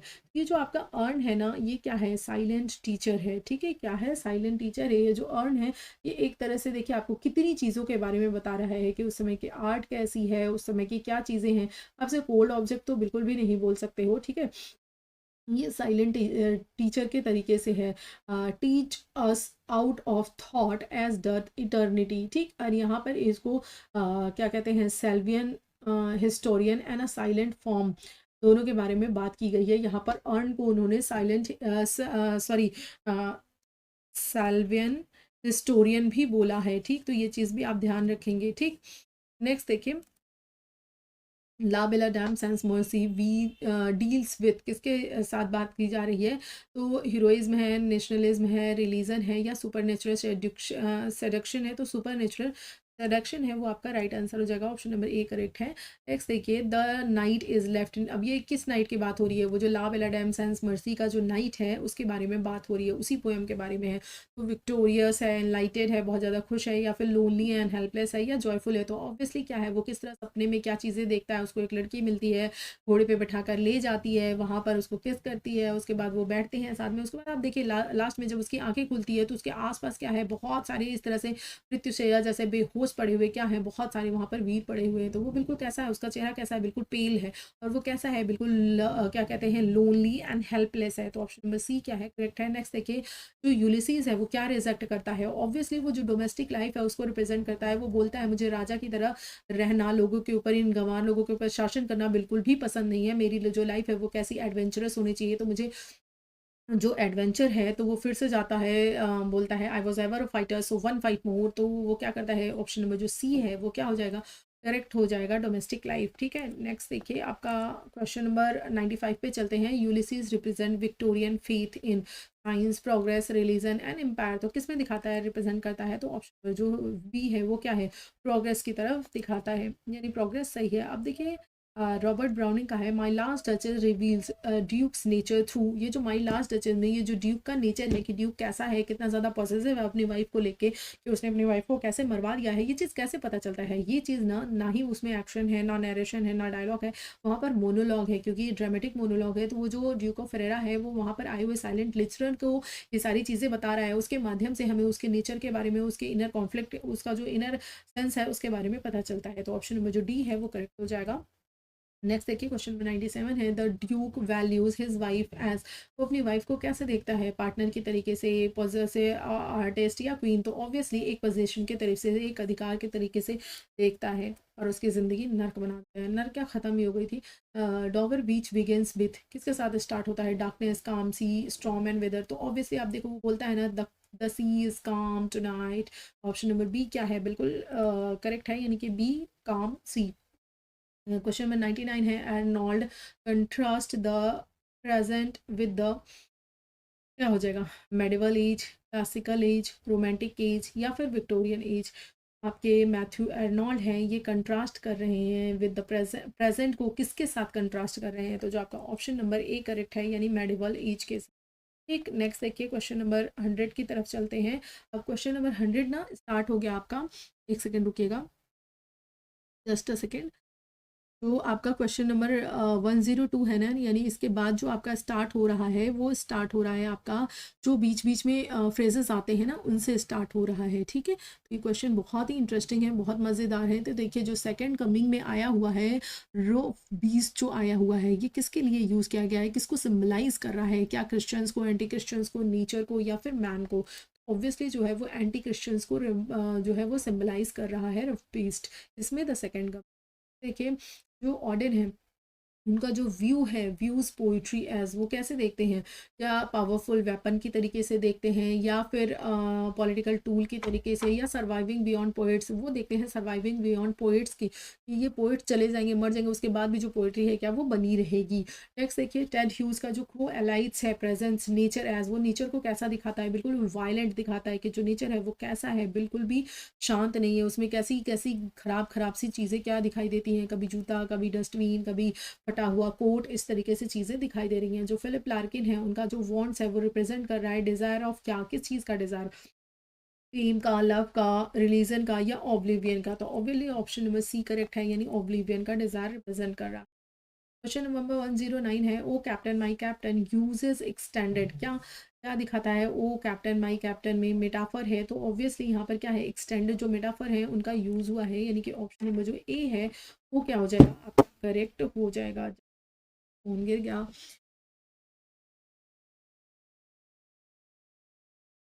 चलिए, हाँ तो अब अगले क्वेश्चन की तरफ चलते हैं। तो ये जो आपका ओ कैप्टन माई कैप्टन है, ये किस चीज़ को दिखाता है? एक्सटेंडेड मेटाफर को दिखाता है।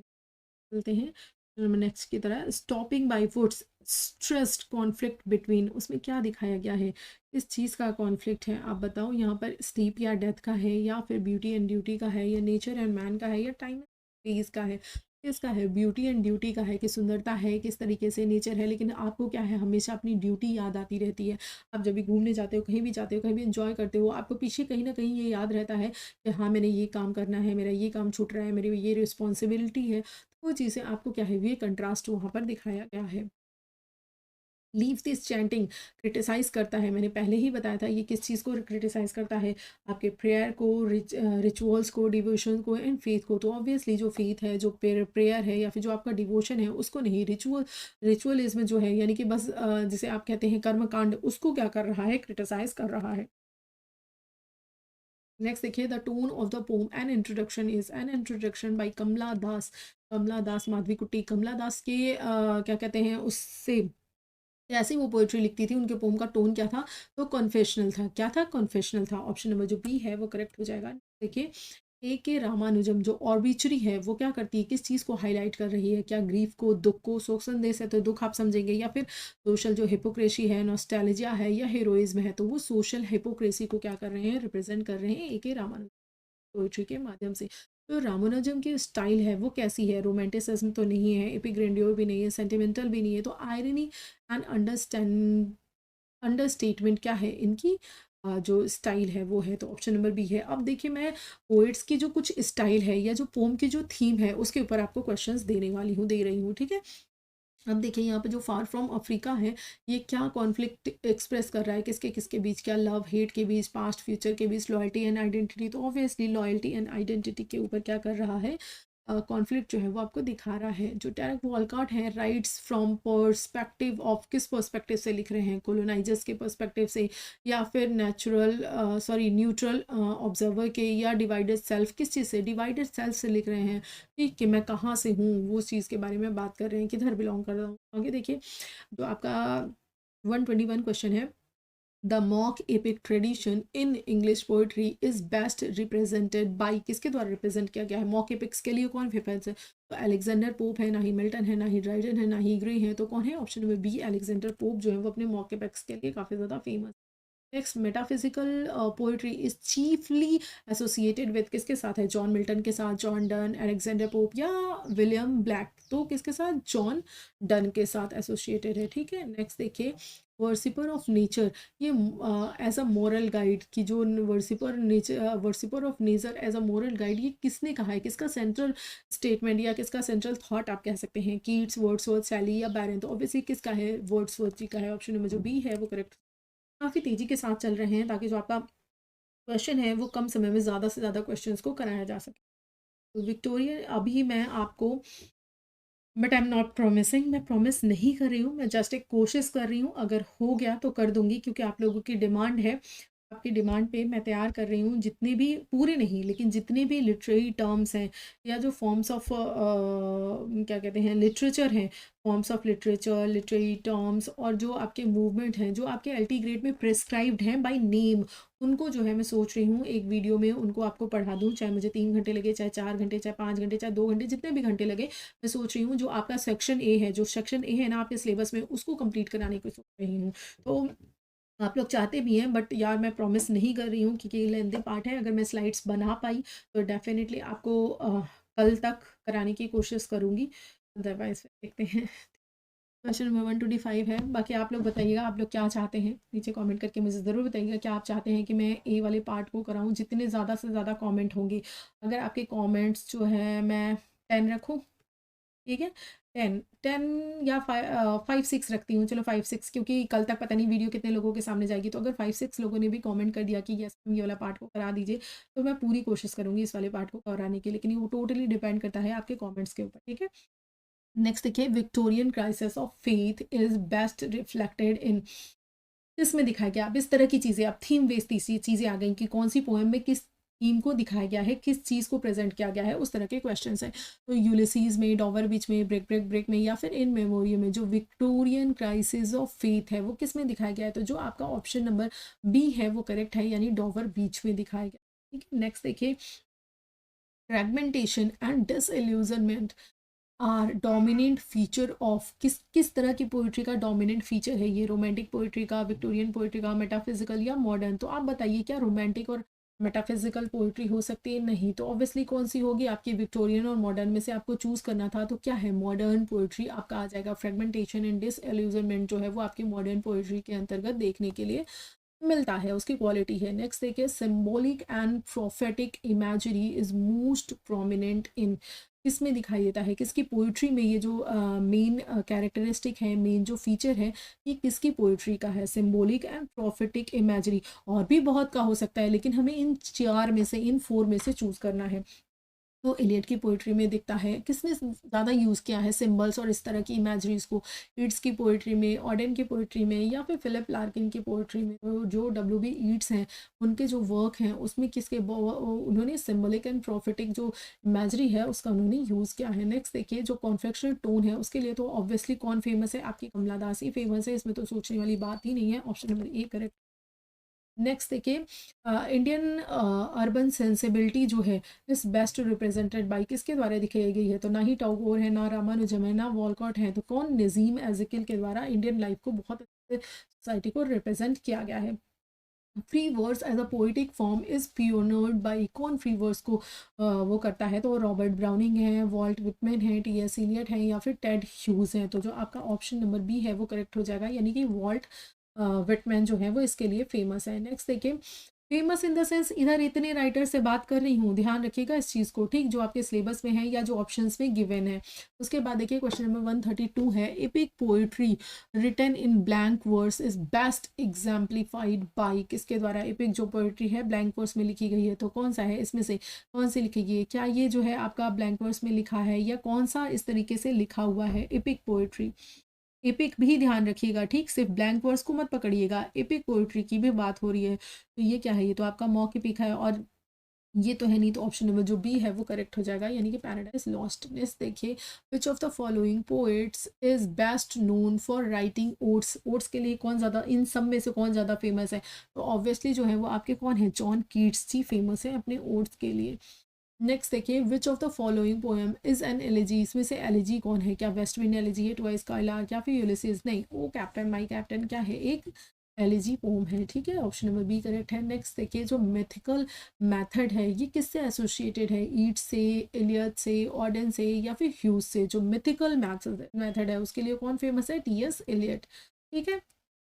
नेक्स्ट देखिए, pagan imagery is strongly used in, किसने यूज़ किया है, तो पैगन इमेजरी अभी अभी हमने क्वेश्चन देखा था, किसने यूज़ किया है, the world is too much with अस में आपको पैगन यानी नेचर का, इनसे चीज़ें, इनके पूजा, इन सारी चीज़ों से रिलेटेड होते हैं, ठीक, तो the world is too much with अस का आंसर हो जाएगा ऑप्शन नंबर बी। नेक्स्ट देखिए, psychological analysis of character is की फीचर ऑफ, किसका फीचर है, की फीचर कौन साइकोलॉजिकल एनालिसिस अपने कैरेक्टर्स की दिखाता है, वर्ड्सवर्थ तो नेचर के ऊपर लिख रहे हैं, कीट्स भी नहीं है, टेनिसन भी नहीं है, तो कौन है, ब्राउनिंग है। रॉबर्ट ब्राउनिंग जो है वो ड्रामेटिक मोनोलॉग के माध्यम से जो भी इनके कैरेक्टर हैं उनका साइकोलॉजिकल एनालिसिस जो है वो दिखाते हैं, तो ये इनका की फीचर है, ऑप्शन नंबर सी करेक्ट है।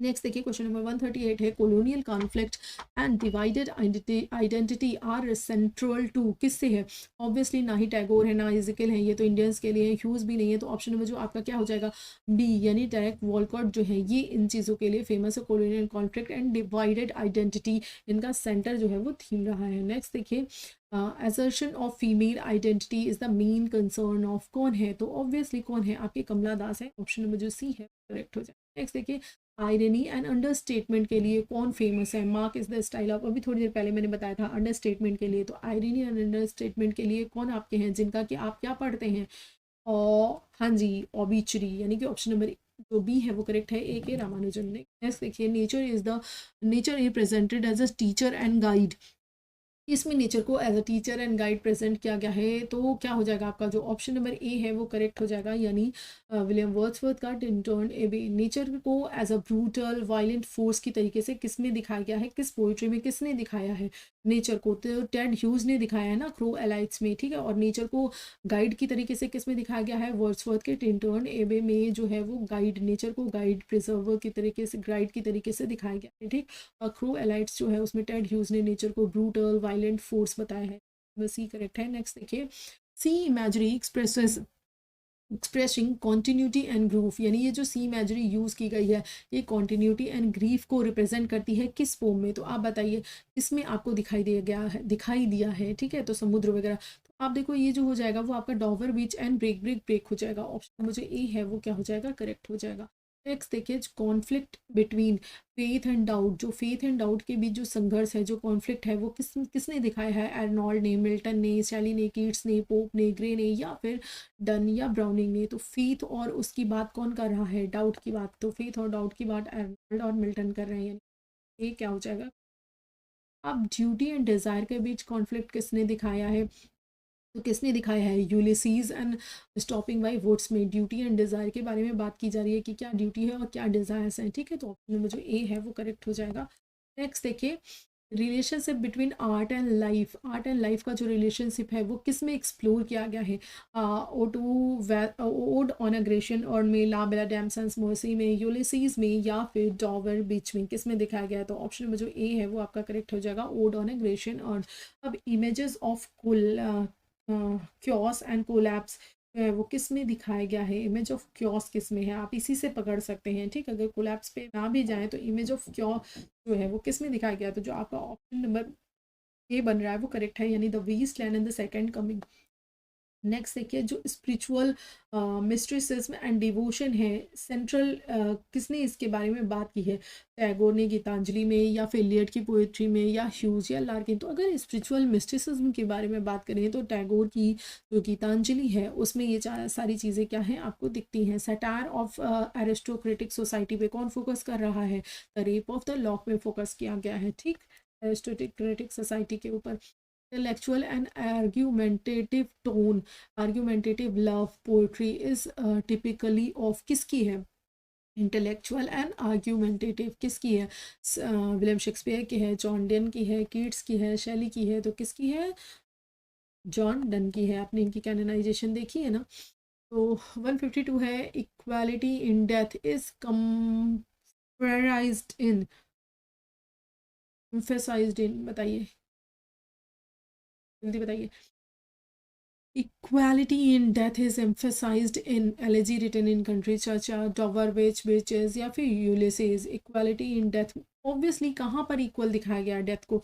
एलेजी इन कंट्री चर्चयार्ड के आप कुछ भी हैं, कैसे भी हैं, लेकिन डेथ के बाद आप इक्वल एक ही जैसे होते हैं आप सभी। तो elegy written in country churchyard में। Spirit of heroic perseverance is best exam expressed in, किस में दिखाया गया है? स्पिरिट ऑफ हीरोइक तो किस में दिखाया गया है? यूलिसेस में दिखाया गया है कि उसके जो बूढ़ा होने के बाद भी उसके जो क्वालिटीज़ हैं, हीरोइज्म जो उसका एडवेंचर का वो है वो ख़त्म नहीं हो रहा है। तो 154 मॉडर्न एलिनेशन एंड पेसिमिज्म किसके साथ एसोसिएटेड है? ऑडन के साथ, ईट्स के साथ, लार्किन के साथ, या फिर ह्यूज के साथ? तो ये फिलिप लार्किन के साथ एसोसिएटेड। नेक्स्ट देखिए, a native post colonial voice from the Caribbean is, बहुत इजी क्वेश्चन है, अगर आपने इनकी पोइट्री पढ़ी है तो बहुत अच्छे से आप इसको समझ सकते हैं। क्या हो जाएगा? टेरेक वॉलकॉट, ठीक है, ऑप्शन नंबर बी करेक्ट हो जाएगा। देखिए, एक्सट्रीम पॉजिटिवनेस एंड टायरेनी किस में दिखाया गया? तो ये तो इजी है, माई लास्ट टचेस में ही दिखाया गया है, वो अपनी वाइफ के ऊपर एक्सट्रीम पॉजिटिव होता है, तो ये करेक्ट है। नेक्स्ट देखिए, criticism of materialism is found in, किस में दिखाया गया है क्रिटिसिज्म ऑफ मटेरियलिज्म? तो ऑब्वियसली जो आपका ऑप्शन नंबर ए है, यानी the world is too much with, यही से वही हो जाएगा। बताया गया है कि इंसान जो है कितना मैटेरियलिस्टिक होता जा रहा है, उसको क्रिटिसाइज किया गया है। नेक्स्ट देखिए, spiritual barrenness of modern life is, जो मॉडर्न लाइफ का स्पिरिचुअल बैरननेस है इसमें दिखाया गया द वेस्टलैंड में, टिंटर्न एबे में, गीतांजलि में, या फिर आपका ओ टू ऑटम में? तो आपका क्या हो जाएगा? द वेस्टलैंड, ऑप्शन नंबर जो ए है वो करेक्ट हो जाएगा। ये intense awareness of human suffering, यानी ह्यूमन सफरिंग की इंटेंस अवेयरनेस जो है वो कॉमन है किनके किनके में? Shelley, Keats, Pope, Gray, elegy, sorry Eliot and Hughes, या Walt Whitman and Robert Frost? तो किस में है? इंटेंस अवेयरनेस की अगर बात करें, शेली एंड कीट्स करेक्ट हो जाएगा। नेक्स्ट देखिए, ऑफ मैंस फर्स्ट डिसओबीडियंस किसका सब्जेक्ट है, किसकी ओपनिंग लाइन है? तो किसकी है? पैराडाइज लॉस्ट की है, तो ऑप्शन नंबर सी। नेक्स्ट देखिए, for God sake hold your tongue and let me love, यानी ईश्वर के लिए अपनी ज़बान को बंद रखो, अपने मुंह को बंद रखो, मुंह पे ताला लगा लो और मुझे क्या करने दो? प्यार करने दो। ये किस में दिखाई देता है? तो द कैनोनाइजेशन में दिखाई देता है। मैंने ये पढ़ाया है, जब आप लोगों को जॉन डन की बायोग्राफी पढ़ाई है तो मैंने ये बताया है इसमें कौन सा कंसीट का यूज़ किया उन्होंने। तो आप मुझे नीचे कॉमेंट करके ज़रूर बताइएगा अगर आपको पता होगा, ठीक है। नेक्स्ट देखिए, कॉलिंग लवर्स, लवर्स को एज अ सेंट जो है वो फीचर किस में दिखाया गया है, किस में दिखाया गया? तो आप देखिए, जो आपका मेटाफिजिकल कंसीट है उसी में क्या किया गया है? इसको रिप्रेजेंट किया गया है द कैनोनाइजेशन में, ठीक है। नेक्स्ट देखिए, what mighty contest rise from trivial things occurs in, किस में दिखाई देता है? अलेक्जेंडर पोप के। तो आप बताइए, ये मैं आपको बहुत बार सॉरी बता चुकी हूँ। पहले तो यही बताइए कि अलेक्जेंडर पोप की बात हो रही है तो ऑब्वियसली क्या होगा? The rape of the lock हो जाएगा, यानी जो ऑप्शन नंबर सी है वो correct. The above line highlights, अब इसमें लाइट ही नहीं है, लाइन ही गायब है, तो इस क्वेश्चन को हम कट करेंगे और आगे बढ़ेंगे। लाइन जो है वो मिस हो गई। The paths of glory lead but to the grave occurs, क्या हो जाएगा? कौन सी लाइन है? थॉमस ग्रे की है, तो आप इसी से समझ सकते हो कि कौन सी है। Elegy written in country churchyard, लेकिन एग्जाम में आपको ये गिवन नहीं होगा, ये गिवन होगा, ठीक है। ग्रेव की बात हो रही है तब भी, तो आप समझ अब ये जो लाइन है ना ऊपर वाली, इसी लाइन से एसोसिएटेड है। ये जो लाइन है, the paths of the glory leads but to grave, इसको ध्यान से पढ़ लीजिए और ये वाले क्वेश्चन का आंसर दीजिए। ये लाइन क्या सजेस्ट करती है? इक्वालिटी इन डेथ को सजेस्ट करती है, यानी मरने के बाद क्या है, आप सभी क्या होते हो, बिल्कुल इक्वल होते हो। ठीक है, नेक्स्ट देखिए, 5 years have passed, 5 summer with a long length, ये किसकी लाइन है? ये टिंटर्न एबे की लाइन है। टिंटर्न एबे से लिया गया है, यहीं से पोम की स्टार्टिंग होती है। Getting and spending will lay waste our powers, ये क्या है? ये किसको क्रिटिसाइज कर रहा है? ये जो है क्रिटिसाइज कर रहा है कि हम सिर्फ खाने कमाने में ही व्यस्त हैं, यानी ऑप्शन नंबर जो बी है वो करेक्ट हो जाएगा।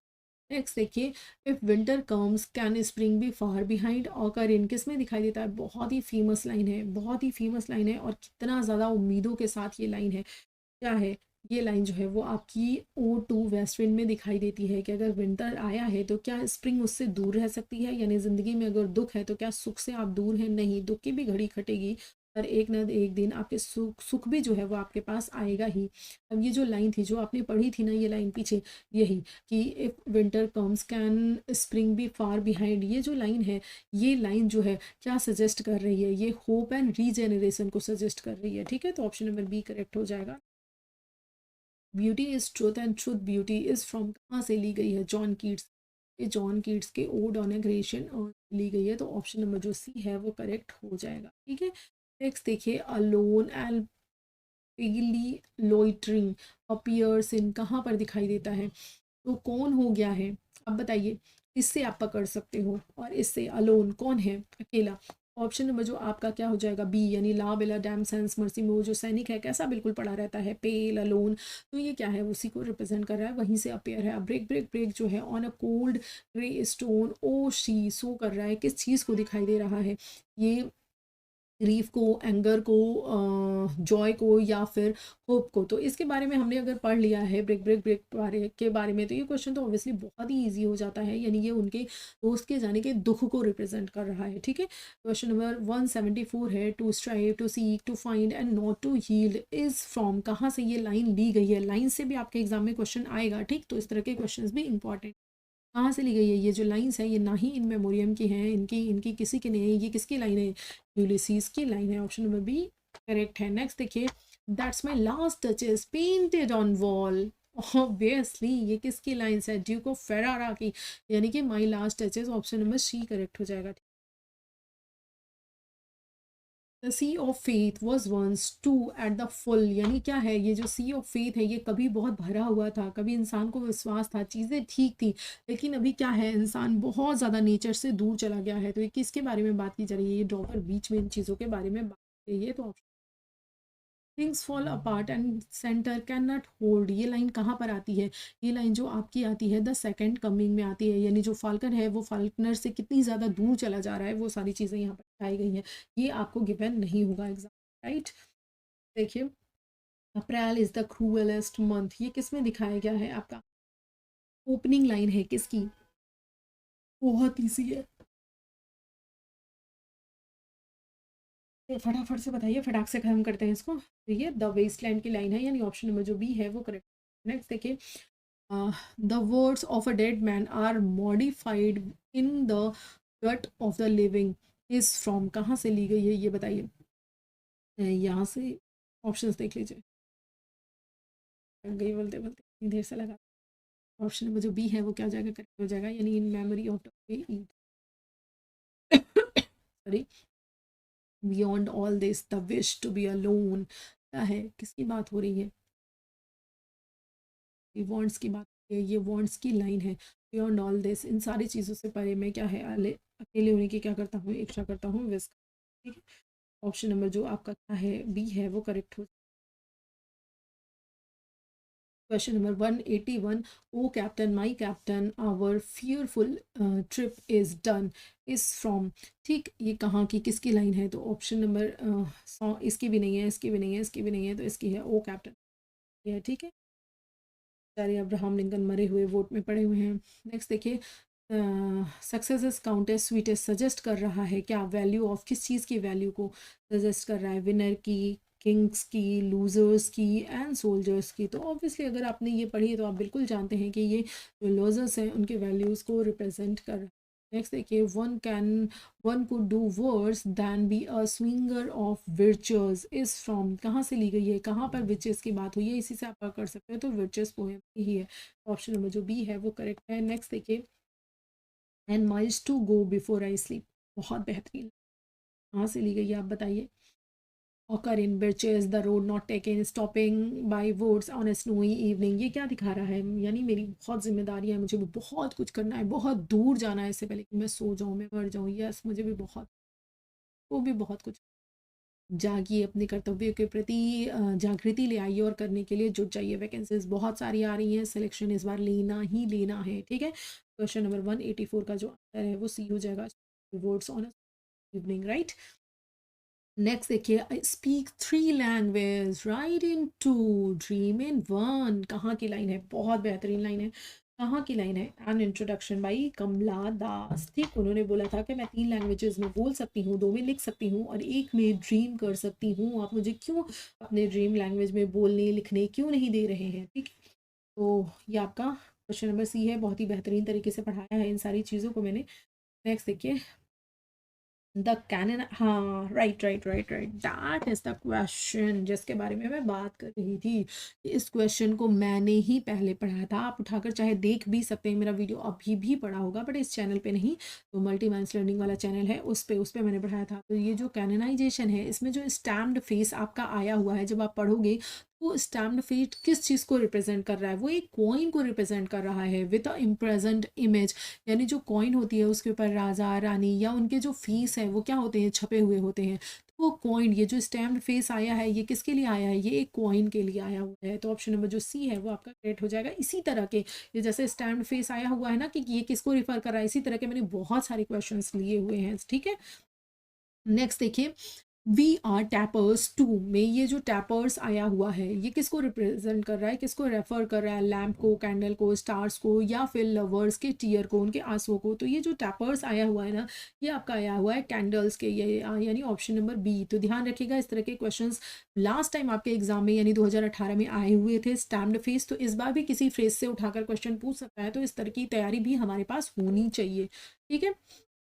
अच्छा, एक चीज़ देखिए, बीच में कुछ ही क्वेश्चन गड़बड़ हुए थे, है ना, कुछ ही क्वेश्चन हैं जो है वो रिपीट हो गए थे, लगभग 10 से 12 क्वेश्चन उसी में काम, मैं मतलब बड़ा परेशान हो गई थी, मुझे लगा मैंने अपने बच्चों को प्रॉमिस किया है देने के लिए, और अगर ये इस तरीके से हो गया तब तो बहुत गड़बड़ हो जाएगा, फिर मैं जो अगला प्रोजेक्ट है वो फेल हो जाएगा, बट भाई ठीक है, हो गया। 10-12 क्वेश्चन ही थे, उनको मैंने डिलीट कर दिया है, और आपके 10-12 क्वेश्चन ही कम हो गए हैं, लगभग 200 क्वेश्चन हैं, तो ये 200 क्वेश्चन की प्रैक्टिस कर लीजिएगा, कुछ जो एडिशनल चीज़ें बताई हैं उनको पढ़ लीजिएगा, ठीक है। नेक्स्ट आपका जो है, मैं आपको, अगर आप लोगों का इंटरेस्ट दिखा तो जो आपका सेक्शन पार्ट 1 है उसको करा दूंगी, उसके बाद फिर आपका जो नेक्स्ट पार्ट है आपका ड्रामा, उसका प्रैक्टिस करा दूंगी, ठीक। लेकिन ये आपके कॉमेंट्स पर ही डिपेंड करता है। अब देखिए, कैनोनाइज्ड जो है इन द पोम मीन्स यानी लवर्स, वो कैसे क्या हो जाते हैं, मेड सेंट्स ऑफ लव, ठीक। तो ऑप्शन नंबर जो सी है वो करेक्ट हो जाए। नेक्स्ट देखिए, glass in call us what you will, we are made such by love, ये भी बहुत ही जो है क्या कहते हैं, क्या कहते हैं, फाइनल टर्न्स इनटू, किस में टर्न हो जाएगा, ये कहाँ की बात हो रही है, तो ये जो आपकी पोएम है कैनोनाइजेशन, उसी की बात हो रही है, उसी में जो फोनिक्स क्या कहते हैं वो है, वो क्या होती है, किस तरह से मर कर फिर से जो है वो क्या होती है, अपनी ही राख से जो है वो जीवित हो जाती है, उसी की जो है वो बात की जा रही है, ठीक है। नेक्स्ट देखिए, फॉर्चून की बात की जाए, ये जो वर्ड फॉर्चून आया हुआ है ये इस सोनेट नंबर 29 में, when in disgrace with Fortune, ठीक, जब वो अपनी काफ़ी ज़्यादा परेशान होते हैं, विलियम शेक्सपियर काफ़ी निराश होते हैं, तो ये जो फॉर्चून है वो किसके लिए आया है, डेस्टिनी, लक के लिए, गॉडेस फॉर्चून के लिए, मनी के लिए, रॉयल पावर के लिए, तो ऑब्वियसली ये डेस्टिनी एंड लक के लिए आया हुआ है फॉर्चून, तो ऑप्शन नंबर ए करेक्ट है। जो बूटलेस क्राई आया हुआ है ये सोनेट 29 में ही, ठीक, बूटलेस क्राई आया हुआ है, ये बूटलेस क्राई जो है वो किसके लिए है, लाउड के लिए है, साइलेंस के लिए है, यूजलेस के लिए है, या फिर एंग्री के लिए। तो बूटलेस क्राई मीन्स आपका जो यूजलेस क्राई है, मेरा ये जो रोना है क्या है, यूजलेस हो गया है, क्योंकि जो हेवन है वो बहरा हो गया है, मेरी बातों को सुन नहीं रहा है, ठीक। तो ऑप्शन नंबर जो सी है वो क्या हो जाएगा, करेक्ट हो जाएगा। नेक्स्ट देखिए, ये सारे फ्रेजेस से क्वेश्चन थे, ठीक है, तो बहुत ही अच्छे क्वेश्चन है। नेक्स्ट देखिए क्वेश्चन नंबर 192 है the she swear she is made of truth, वो बोलती है कि वो बिल्कुल सच की बनी हुई है। तो इसका मतलब क्या है एक्चुअली, मतलब वो क्या कर रही है, शी लाइज, यानी वो झूठ बोल रही है लेकिन वो प्रिटेंड कर रही है कि वो सच्ची है। और मैं भी झूठ बोलता हूँ लेकिन मैं भी प्रिटेंड करता हूँ कि मैं सच्चा हूँ। वो मेरे ऊपर विश्वास करती है, मैं उसके ऊपर विश्वास करता हूँ, यानी मैं उसके झूठ पे विश्वास करता हूँ, वो मेरे झूठ पे विश्वास करती है। और इस तरह से हमारा जो रिश्ता है म्यूचुअल अंडरस्टैंडिंग के साथ चलता चला जा रहा है। तो ऑप्शन नंबर बी करेक्ट है। विलियम शेक्सपियर का सोनेट नंबर 138 है ये, ठीक है। बड़ा स्पीड में बोल रही हूँ मैं, ठीक है। और भी जिसको तेज़ देखना है वो 2x पे या 1.5x पे करके देख लीजिएगा, क्योंकि टाइम आपका बहुत बहुत बहुत प्रीसियस है। फटाफट से रिवीजन करिए और आगे बढ़िए, ठीक है। क्वेश्चन नंबर 193 है that one talent which is death to hide, यानी वो एक टैलेंट जो है जिसके बारे में वो बात कर रहे हैं, तो वो उनका कैसा टैलेंट है, क्या वेल्थ है या फिर पोइटिक स्किल है या गॉड गिवन एबिलिटी है या फिजिकल स्ट्रेंथ है। वो किस टैलेंट की बात कर रहे हैं जो उनकी आंखों की रोशनी जाने की वजह से खो गया है, वो उनका पोइटिक टैलेंट है, ठीक। पोइटिक जो स्किल है, एक मिनट, यहाँ पर आंसर जो है वो गलत है। गॉड गिवन एबिलिटी नहीं, गॉड गिवन एबिलिटी नहीं, एक पोएटिक स्किल ही है जो राइटर की, that one talent which is death to hide, यानी जब मैं मर जाऊंगा तो मेरा वो जो टैलेंट है, या गॉड गिवन एबिलिटी ही है। आप देखो तो इनडायरेक्टली ये यही बात है, लेकिन यहाँ पर सही आंसर क्या हो जाएगा आपका, पोएटिक स्किल हो जाएगा। तो उसको बी करेक्ट कर लीजिए, ठीक है, बी करेक्ट कर लीजिए, क्योंकि जो पोएटिक स्किल है ना वही मिल्टन के पास थी, वही उनका वो एक टैलेंट था जो कि उनके जाने के बाद, उनके मरने के बाद क्या हो जाता, खत्म हो जाता, लेकिन वो पहले ही चला गया क्योंकि उनकी आंखों की रोशनी चली गई। तो वो उसकी शिकायत कर रहे हैं ईश्वर से, गॉड से। तो यहाँ पर जो टैलेंट आया हुआ है वो टैलेंट उनके किस टैलेंट के लिए आया है, पोएटिक स्किल के, पोएटिक टैलेंट के लिए आया हुआ है, ठीक। तो ये ध्यान रखिएगा, यहाँ पे गलत है। तो ऑप्शन नंबर जो बी है वो करेक्ट हो जाएगा। Light in the poem refer to, वो जो लाइट है वो किसके बारे में बात हो रही है, क्या नॉलेज के बारे में, विजन के बारे में, फेथ या लाइट, तो वो उनकी आई साइट के बारे में, यानी उनके विजन के बारे में बात हो रही है। ऑन हिज ब्लाइंडनेस से ही है ये, ठीक। तो और जो टैलेंट आया है वो बिल्कुल पोएटिक टैलेंट के लिए आया हुआ है, बिना किसी कंफ्यूजन के, ठीक है। उसी पे क्लिक करेंगे आप। तो क्वेश्चन नंबर जो 194 है इसका ऑप्शन बी करेक्ट है। नेक्स्ट देखिए, तो trivial things in what mighty contest rise from trivial things refer to, ठीक। ये क्या है, बहुत ही छोटी तुच्छ सी चीज़, ये जो ट्रिवियल थिंग आया है किसके लिए आया है, अ लॉक ऑफ हेयर के लिए आया है, यानी ऑप्शन नंबर जो सी है वो आपका करेक्ट है। नेक्स्ट है लॉक, ये जो लॉक है वो क्या सिम्बलाइज कर रहा है, स्ट्रेंथ को, फीमेल ऑनेस्टी एंड वैनिटी को, पावर को या वेल्थ को। तो ऑप्शन नंबर जो आपका बी है वो करेक्ट हो जाएगा, यानी फीमेल ऑनर एंड वैनिटी को सिम्बलाइज कर रहा है द लॉक। नेक्स्ट देखिए थॉमस ग्रे का है paths of glory represent to, religious path को, रोड्स को, एम्बिशन एंड फेम को या फिर नेचर को। तो जो आपका ऑप्शन नंबर सी है वो करेक्ट हो जाएगा, यानी एम्बिशन एंड फेथ को रेफर कर रहा है ये phrase, paths of glory. Village Hampden refer, ये किसको रिप्रेजेंट कर रहा है, विलेज हैम्पडेन, ये जो है आपका, ये भी उसी पोएम से है, जो पीछे वाली पोएम है ना उसी का ये फ्रेज है, ठीक है। ध्यान रखेंगे। तो इसका जो आंसर हो जाएगा आपका ऑप्शन नंबर बी हो जाएगा, यानी a symbol of unrecognised heroism, या देखती हूँ, ठीक है। तो नेक्स्ट देखिए अगले क्वेश्चन पे चलते हैं, बस आपका क्वेश्चन खत्म ही होने वाला है, ठीक है। ज़्यादा क्वेश्चन बचे नहीं है आपके, बस कुछ ही क्वेश्चन रिपीटेड थे, उनको मैंने हटा दिए, तो वही 10-12 क्वेश्चन कम हुए होंगे, बाकी सारे क्वेश्चन जो है वो आपके दिए हुए हैं, ठीक है। तो चलिए आज आगे बात करते हैं। ये उसी जो पीछे जो लाइन आई हुई है ना, पीछे मैं बैक करके दिखा दूँ क्या आपको, ये ये जो आपका है ना, elegy written country churchyard, इसी से है आपका ये विलेज हैम्पडेन से, ठीक। आगे चलते हैं और आगे देखते हैं क्या दिया हुआ है। ये जो स्टीफ एंड लॉफ्टी क्लिफ्स आई है ये क्या रिप्रेजेंट कर रही है, ठीक। टिंटोर नेवे में ये लाइन, ये फ्रेज आया हुआ है, स्टीफ एंड लॉफ्टी क्लिफ्स, तो डेकोरेशन को, नेचर ब्यूटी को या स्पिरिचुअल इन्फ्लुएंस ऑफ नेचर को या फियर को। तो ये जो लॉफ्टी क्लिप्स है ना ये प्रेजेंट कर रही हैं स्पिरिचुअल इन्फ्लुएंस ऑफ नेचर को। ऑप्शन नंबर जो आपका क्या है, वन सॉरी, क्वेश्चन नंबर जो 199 है उसका जो आपका राइट आंसर हो जाएगा वो हो जाएगा ऑप्शन नंबर जो सी है। वो ये जो स्टीव्स एंड लॉफ्टी क्लिफ्स हैं वो रिप्रेजेंट कर रही हैं किस चीज़ को, टिंटोर्नेवे में, वो स्पिरिचुअल जो आपकी इन्फ्लुएंस है नेचर का, उसको रिप्रेजेंट कर रही हैं। नेक्स्ट देखिए, खत्म ही होने वाला है, बस थोड़ा सा पेशेंस और बनाए रखिए। ये जो प्रोटियस है राइजिंग फ्रॉम द सी, ये जो प्रोटियस है जो सी से उठ रहा है वो किसको रेफर कर रहा है, क्रिश्चियन गॉड को, ग्रीक सी गॉड को, रोमन एम्परर को या एंजल को। तो ग्रीक सी गॉड को, the world is too much with us में ये फ्रेज आया। नेक्स्ट देखिए, डिस्ट्रॉयर एंड प्रिजर्वर किसको रिप्रेजेंट कर रहा है, ये वेस्ट विंड को रिप्रेजेंट, जो वेस्ट विंड है वो डिस्ट्रॉयर भी है, वो प्रिजर्वर भी है, ठीक है। डेड लीव्स सिम्बलाइज, जो डेड लीव है वो क्या सिम्बलाइज कर रही हैं? Old ideas and decade traditions को, यानी ऑप्शन नंबर जो बी बी है, ऑप्शन नंबर बी करेक्ट है कि ओल्ड जो आइडियाज़ हैं, जिस तरह से जो ट्रेडिशंस हैं पुराने डिके हो रहे हैं, उन्हीं को सिम्बलाइज कर रहा है। ये जो आपका ये जो डेड लीव्स है वो इन्हीं को सिम्बलाइज कर रही हैं, ठीक है। नेक्स्ट देखिए, ओडाना ग्रेवियन अर्न में ये जो सिल्वियन हिस्टोरियन है, ये क्या है? रेफर्स टू, किसको रेफर किया गया है? पोएट को, नेचर को, द अर्न इटसेल्फ को, या फिर टाइम को? किस चीज़ को रिप्रेजेंट कर रहा है? या आपका जो सिल्वियन हिस्टोरियन है, ठीक।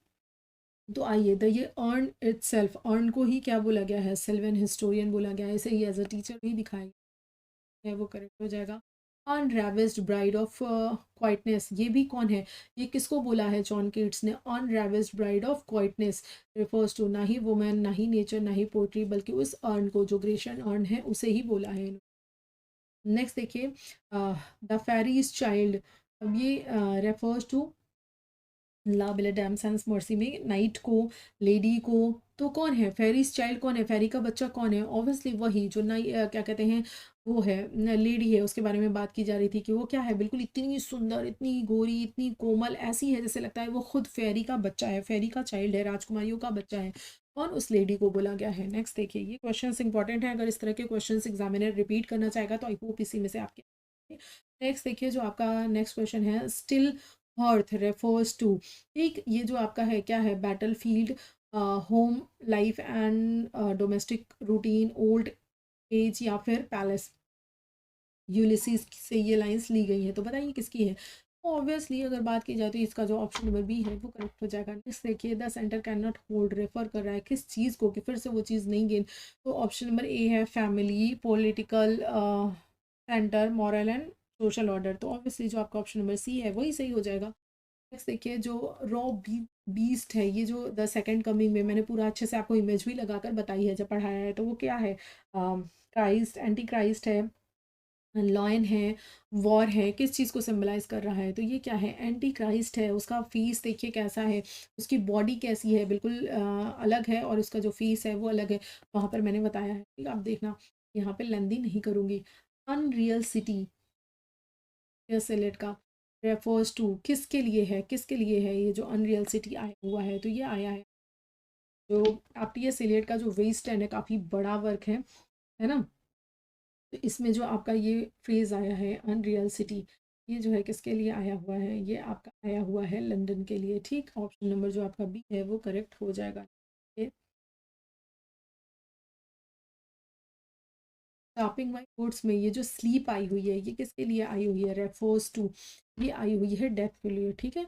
यानी कि वहाँ पे वो बोलता नहीं है कि बिफोर आई स्लीप, यानी मैं सो जाऊँ, इससे पहले मुझे बहुत दूर जाना है। तो सोने का मतलब क्या है? डेथ, यानी बिफोर, इससे पहले कि मैं मर जाऊँ। तो यहाँ पे जो स्लीप आई है ये किसके लिए? डेथ के लिए है। नेक्स्ट देखिए, we are tapers too canonisation में आई हुई है, तो ये क्या है? एज एन एग्जाम्पल, अब कुछ कुछ क्वेश्चन आपके फिगर ऑफ स्पीच से मिलेंगे, ठीक है। तो बताइए, वी आर टैपर्स टू यहाँ पे क्या है? यानी कि हम क्या हैं? बिल्कुल टैपर्स के तरीके से हैं। तो वो क्या है? मेटाफर है, कंपैरिजन है, डायरेक्ट कंपैरिजन कर दिया गया है विदाउट लाइक एंड एज, ठीक। नेक्स्ट देखिए, the sea of faith Dover beach में इज एन एग्जाम्पल ऑफ, किसका एग्जाम्पल है? मेटाफर का, सिमिली का, एलिट्रेशन का, या फिर आयरनी का? तो ऑप्शन जो है वो ए है वो करेक्ट हो जाएगा, सी ऑफ फेथ, यानी कि क्या है? मेटाफर है। ऑप्शन नंबर ए करेक्ट है। नेक्स्ट देखिए, the centre can not hold is example of, किसका एग्जाम्पल है ये? Metaphor, simile, personification. यहाँ पर एक और फिगर ऑफ स्पीच भी है, ठीक है, एक और फिगर ऑफ स्पीच भी है। तो आप मुझे कमेंट करके बताइएगा कि एक और कौन सी फिगर ऑफ स्पीच है। एक फिगर ऑफ स्पीच मैं आप लोगों को बता रही हूँ, अगर किसी भी सेंटेंस पे एक के अलावा जो भी फिगर ऑफ स्पीच है, आप मुझे कमेंट करके उसको बताइएगा, ठीक है, कमेंट बॉक्स में। Break break break is an example of, किस चीज़ का एग्जाम्पल है? बताइए, ऑप्शंस देख लीजिए। क्या है? रेपिटेशन है, और साथ के साथ और भी है। ब्रेक ब्रेक, किस चीज़ का रेपिटेशन हो रहा है बताइए? साउंड का, ये जो आपका ब ब ब साउंड है, इसका क्या हो रहा है? रिपीटेशन। बस मुझे लगता है 4-5 क्वेश्चन ही और बचे होंगे, चलिए उनको भी देख लेते हैं।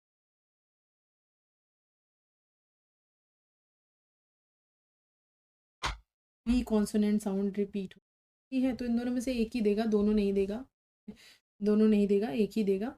तो आप इसको इसको कोई एक कट कर लीजिएगा। अप्रैल इज़ द क्रूएलेस्ट मंथ, ये किस चीज़ का एग्जाम्पल है? अप्रैल को क्या बताया जा रहा है? क्रूअल मंथ बता, तो ये क्या है भैया? उसकी क्वालिटी है? नहीं, ये कोई इंसान नहीं है कि वो क्रूअल हो सकता है, तो यानी कि इसको पर्सोनिफाई किया गया है। The child is the father of man. अब यही मैं बात कर रही थी, यहीं पर दो ऑप्शन आपके एग्जाम में आ सकता है, या तो पैराडॉक्स लिखा हुआ आएगा या फिर आपका इपीग्राम लिखा हुआ आएगा, ठीक है।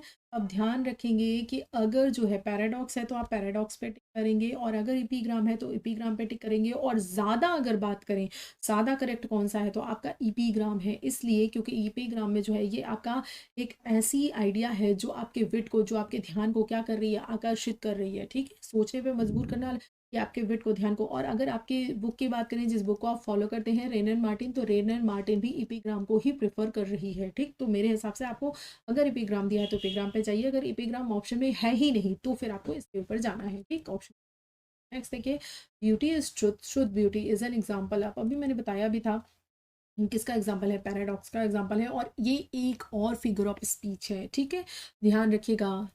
Beauty is truth, truth beauty एक और एग्जाम्पल है, एक और फिगर ऑफ स्पीच है, इसमें बताइएगा कौन सा। ठीक, ये क्या रिप्रेजेंट कर रहा है? ये तो मैं बता ही चुकी हूँ, इसको ड्यूटी एंड जो रिस्पॉन्सिबिलिटी है उसको रिप्रेजेंट कर रहा है। और फिगर ऑफ स्पीच की बात, माई कैप्टन में क्या है ये भी आपका बताया है मैंने, कौन सा फिगर ऑफ स्पीच, एक स्टैंडर्ड जो मेटाफर है उसका यूज़ हुआ है। आई थिंक ये लास्ट क्वेश्चन है, क्रूएलाइट्स में जो क्रूर है वो क्या सिम्बलाइज कर रहा है? ब्रूटल, जो क्या कहते हैं फोर्स ऑफ नेचर है, उसको क्या कर रहा है? रिप्रेजेंट कर रहा है। तो thank you, thank you, thank you so so so very much. अगर ट्रस्ट मी वीडियो आपको अच्छा लगा है, हाँ बीच में थोड़ी सी वो हुई थी कि कुछ क्वेश्चन रिपीट थे, आई थिंक 10 क्वेश्चन रिपीट थे, 10-12, उसको अगर छोड़ दिया जाए तो बाकी सेशन मेरे हिसाब से अमेजिंग था। अब आप बताइएगा क्या आपको अच्छा लगा? अगर अच्छा लगा है तो like share subscribe and comment ज़रूर कर दीजिएगा। एंड अगर आपको आपके सेक्शन ए से मैटर चाहिए, आप चाहते हैं कि एक ही वीडियो में मैं सारी चीज़ें बिल्कुल कंसाइज तरीके से पढ़ा दूँ ताकि आपका रिवीजन हो जाए, तो मुझे ज़रूर नीचे कॉमेंट करके बताइएगा। कॉमेंट पे अगर आप सिर्फ सेक्शन ए लिख देंगे, ठीक है, सेक्शन ए लिख देंगे तो भी मैं समझ जाऊंगी, ठीक, सेक्शन ए लिख दीजिएगा। और अगर आपको ड्रामा पे क्वेश्चंस चाहिए, ड्रामा पे अगर आपको क्वेश्चन चाहिए, more than 100 question for practice चाहिए, तो भी आप नीचे ड्रामा कमेंट कर दीजिएगा, ठीक है। अगर ये दोनों चीज़ें आपको चाहिए तो नीचे मुझे कमेंट करके ज़रूर बताइएगा। तो thank you so much for watching, bye bye and take care everyone. बहुत अच्छे से मेहनत से पढ़ाई करते रहिए, धैर्य रखिए, पेशेंस रखिए, घबराइए बिल्कुल भी मत। जितना भी आपने पढ़ा है ट्रस्ट मी वो सफिशेंट है, बस कुछ भी नया पढ़ने की कोशिश मत कीजिए, बस सिर्फ़ और सिर्फ़, और बहुत ज़्यादा परेशान मत होइए, अपने ऊपर विश्वास करिए, धैर्य रखिए, बस चीज़ों को रिवाइज़ करते रहिए और प्रभु का नाम लेकर एग्ज़ाम देने के लिए जाइए। ट्रस्ट मी सब कुछ बहुत बेहतर हो